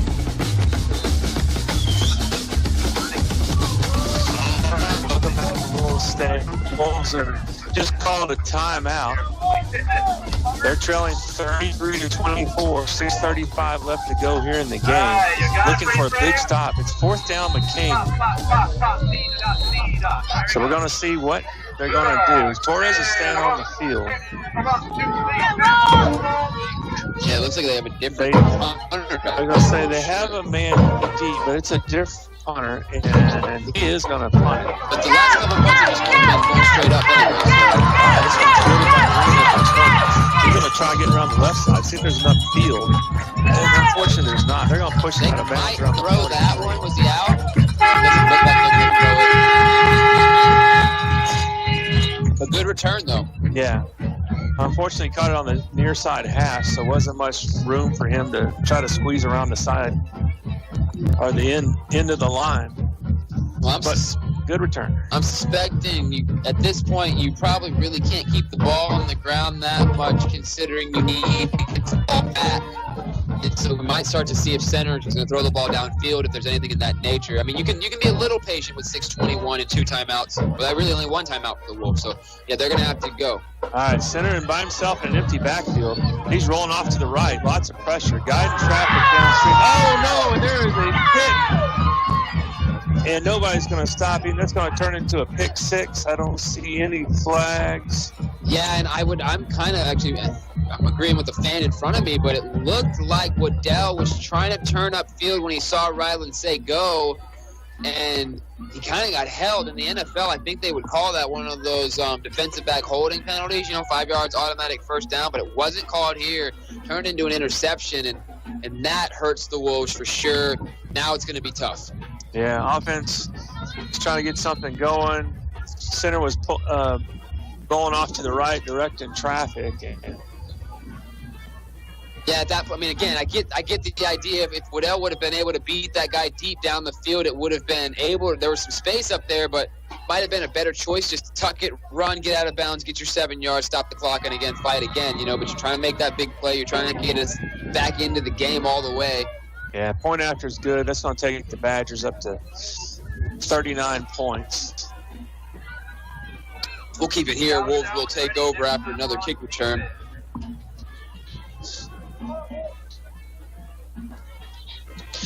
Well, we're starting to look a little defeated. I think it's more than tired. They're starting to look a little defeated after that. Yeah, that one, I think, in a weird way, it kind of might have been the last real blow needed by McCamey to kind of take the Wolves out of this one. But they can still fight. They can still put some good possessions together and put some points on the board. And in sports, miracles do happen. So if you can get something quick, another big kickoff by Jeremiah here, and all of a sudden you might have that life all the way just flip-flop all over again. Yeah. Let's see what they can do. The crowd, though, has been very, very awesome. They've stayed here all day long. I really haven't seen hardly anyone leave, even though now we're late in the fourth quarter. Yeah, and a great turnout, too. It's actually more people have showed up as the game went on during the first half. So they're packed in pretty tight, all the way from the right side or south side where we're at, all the way up towards the 30-yard line on the other side. No onside kicks so far today. We saw a couple trick onside kicks last week that actually went against the Wolves. The Wolves running, recover. That one just a high floater. Yeah, that was a high, keep it away from green type kicks. That's going to be fielded and carried up to 42. I don't see who caught that. Oh, and there's a flag. There's the T-boy. I was like, oh, look, someone's kid got on the field. No, he's just the T-boy. Extracurricular after the whistle. See what it is. 5-5 block. Kind of looks like they're pointing at Wolves, but we'll wait and see.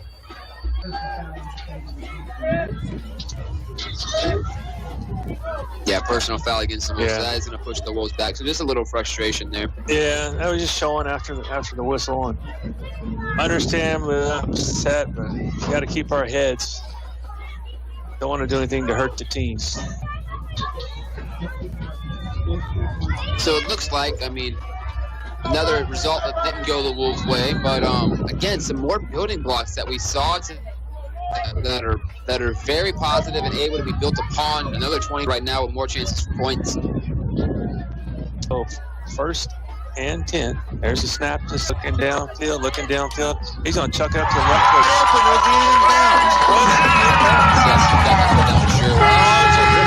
That's all the way down to the 42-yard line. And again, I wouldn't say necessarily Ryland had the strongest arm on that, but a deep corner route's really hard to throw. And hit him right on the money, right before the sideline. Jeremiah able to secure it and get that foot down, move the ball. Good gain there. So what we were trying to wonder, I was wondering, is throw it downfield, and he has. Quick throw now to Waddell. Yeah, it's going to be do they mark it, maybe a couple. But that long pass, and, you know, a lot of times on that type of pass, it's potential interception to hang forever, but it seemed to get there pretty quick. It was Green right was on in target. stride. Yeah, right on target for sure. Yeah, in stride, right on target, right in between two defenders. The corner safety came over, so if you missed it all, you're going to at least be knocked down. All right, here comes the second down and 9. Expect center to drop back and pass as he charges off to the right, takes the quick drop. Got him. May have gained a yard. Yeah, then that's good individual tackle there by that McCamey player. Garce was able to secure him on a solo tackle. Like there's a final, and Lorraine beat Paint Rock 52-6. Awesome. Good job, Lorraine. And Westbrook put it on Jonesboro 68-36. All right. Snap to center. Takes the handoff. He's rolling left. Goes back. Green open at the 30 to the 20.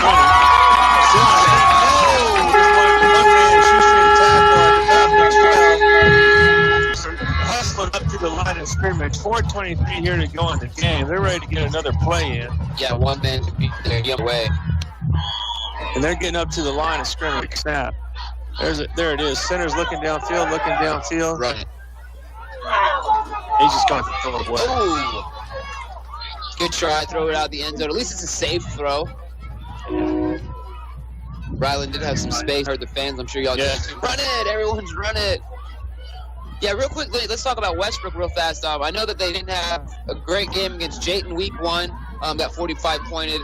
And but they were seniors last year. Fine positions for players, a lot of new experience out there, and really nice to see them play a good Jonesboro team and come back and look like the Wildcats that we've known over the last few years. All right, here comes a third down snap.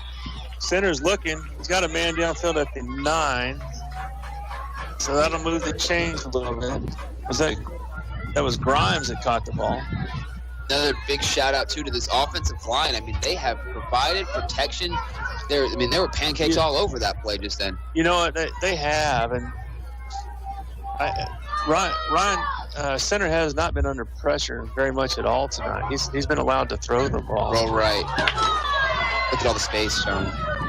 All the space to the right. I mean, if he would have, all the receivers are going left, but if he could have got his head up, he had the edge there with the speed that he's been showing this whole game. I mean, there was no one going to stop him.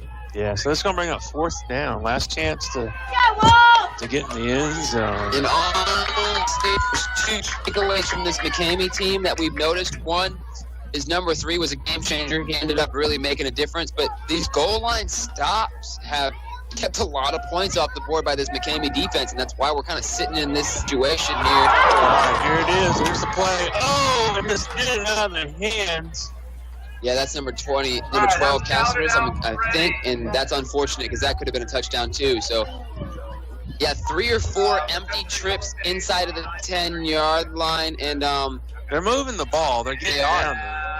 And maybe, maybe you reevaluate some game tape and you realize that that's when we need to bring that power formation in. You get, for some reason, they weren't able to score in the red zone today, and it definitely kind of helped lead to this loss here. Again, you at least leaving 24 points on the board, and that would give the Wolves the lead right now. Yeah. So, all right, here comes McCamey. 1st down, quick hand off, take it up the middle, turn that into about a 5-yard gain. Imagine we're just going to see him keep it on the ground and run this clock out. Yeah, only 3 minutes left in the quarter, so no reason to do anything crazy or fancy if you're the Badgers. Yeah, they're Wolves trailing 40-24 here at the end of the game. While they're playing, I'm going to go ahead and give some updated scores for nearby schools.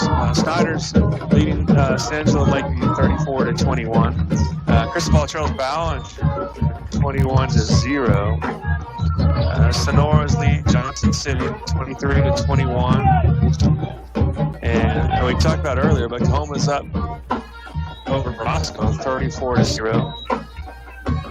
And Fort San's actually trailing Hamlin 32-24. Hamlin's leading Seymour 21-20. Sweetwater trails Midland Greenwood 25-23. We do have a timeout real fast taken. Let's take a quick 30-second break, and then we will wrap up the 4th quarter of this home opener for the Colorado City Wolves. Wolves fans, ready to tackle those hunger pains? Swing by your Colorado City Sonic at 125 East I-20 on the service road. Whether you're celebrating a big win or fueling up for the next drive, Sonic's got your game time favorites. Craving a juicy burger, crispy tots, or a refreshing slush? We've got you covered. Don't miss out on our unbeatable deals. Perfect for every play of the day. That's a touchdown for taste. Colorado City Sonic, where the Wolves and great food always score. Call 325-728-3951. Be sure to download the Sonic app to order ahead. Now, back to your Friday night football action on Wolf Country 107.1 FM. All right, back in Wolf Stadium. Wolves are trailing 40-24, 2:37 to go here in the game. Had an opportunity down the red zone, just couldn't turn it into any points. Turned it over on downs. McCamey's coming back. They have a 1st down, expecting them just to run the ball and run out the clock. So here's a snap to Torres. He does a handoff. Wow, and they're taking off. That's going to be another 1st down. Wolves looking exhausted out there. Defense has done a good job tonight. Starting to look tired, run down as you'd expect at the end of a game. And McCamey's been able to substitute in some fresh legs, maybe just getting some younger kids some playing time. But they've played a lot of running backs total. I mean, they've kind of consistently played with a few, but I mean, I feel like they've ran the ball with 4, 5, 6 different running backs towards the end of this 3rd and this 4th quarter here. Yeah. Also, something we don't see very often is McCamey has a flag team. We don't really see flag teams very often whenever we are traveling around or seeing these teams coming down. Another run up the middle for McCamey. About a 5-yard gain. That'll turn it into 2nd down. 1:42 here to go in the game.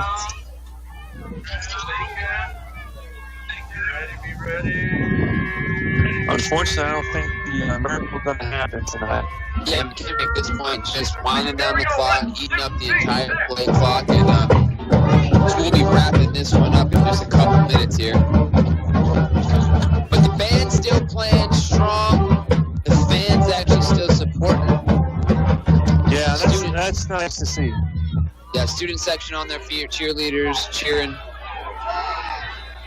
Another round middle. See if they move it. That's going to be for a first down. Just under a minute left to go. Yeah, and last week, for whatever the reason, actually was cramping. I found out later it was cramping. Both the starting safeties, Valdez and Odin, got knocked out of the game due to cramping. This game, for whatever reason, Diego Andre never really even suited up, and then Aiden Phillips hasn't played really the entire second half. And so those are the two middle linebackers. And so when you're losing crucial positions like that, both starters, you're reacting to some situations also. Yeah. They just took a knee that time to run out the clock. That will do it. So that's our final here at Wolf Stadium. Wolves do unfortunately lose to the McCamey Badgers 40-24, but a good performance. We'll talk about it in a few minutes. Let's take a quick little 2-minute break, and we'll be right back with our post-game report. Wolves fans, game night just got tastier at Mary's Cafe. Whether you're cheering on the Colorado Wolves or grabbing a bite before the big game, we've got you covered with delicious burgers, juicy patty melts, and crispy pork chops that'll keep you fueled and fired up. And guess what? You can catch all the action of the Wolves game right here while you dine in. Swing by 502 East 2nd Street or give us a call at 325-728-8000 to order ahead. We're opening Tuesday through Friday from 7 a.m. to 8 p.m. and Saturday 7 a.m. to 2 p.m. Mary's Cafe, where the Wolves and great food come together. Wolves fans, ready to tackle those hunger pains? Swing by your Colorado City Sonic at 125 East I-20 on the service road. Whether you're celebrating a big win or fueling up for the next drive, Sonic's got your game time favorites. Craving a juicy burger, crispy tots, or a refreshing slush? We've got you covered. Don't miss out on our unbeatable deals. Perfect for every play of the day. That's a touchdown for taste. Colorado City Sonic, where the Wolves and great food always score. Call 325-728-3951. Be sure to download the Sonic app to order ahead. There's nothing like the roar of Friday Night Lights and the pride of cheering on our Colorado Wolves. Ty Wood, attorney at law, is right there with you, supporting our team and our community. From the stands to the sidelines, Ty Wood knows what it means to stand up for what matters most. Located at 249 Walnut Street in Colorado City, Ty is proud to be a part of this great community. Here's to another great football season. Call Ty Wood at 325-728-8400 and let's cheer the Wolves to victory. Just like our Colorado Wolves, Ratliff Insurance knows how to play to win. Whether you're driving to the big game or settling into a new home, we've got the coverage you need. Auto, residential, renters, and more. Proudly supporting Wolves football and the Colorado City community. Visit us at 152 Walnut Street or give us a call at 325-728-5371. Ratliff Insurance, protecting your turf no matter the season. Now, it's time for your Wolf Country 107.1 FM post-game report with Chris Kern and Drew.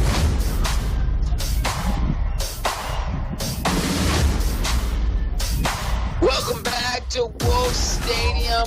Colorado City Wolves lose the McCamey Badgers 40-24, but a really good game. Again, another game the Wolves fought to the end. Another game, one late turnover made things a little more difficult for them than they needed to be. That was kind of the last gut punch that it took to kind of take the life out of the Wolves all the way and knockout blow there. But they put points on the board. Yeah, and it was a 16-point loss, but it was not a blowout. It was just a few things, of course, a pile on at the end, but just a few missteps or mishaps. I wouldn't even say missteps, or things didn't fall their way, or maybe just unable to take advantage of a situation. Yeah.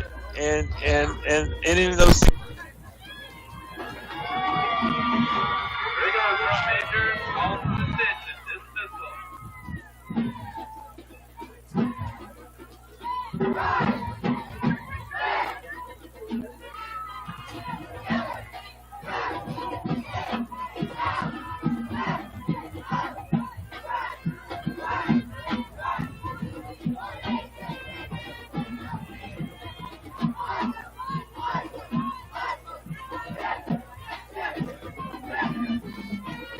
Alright, get yourself loaded up.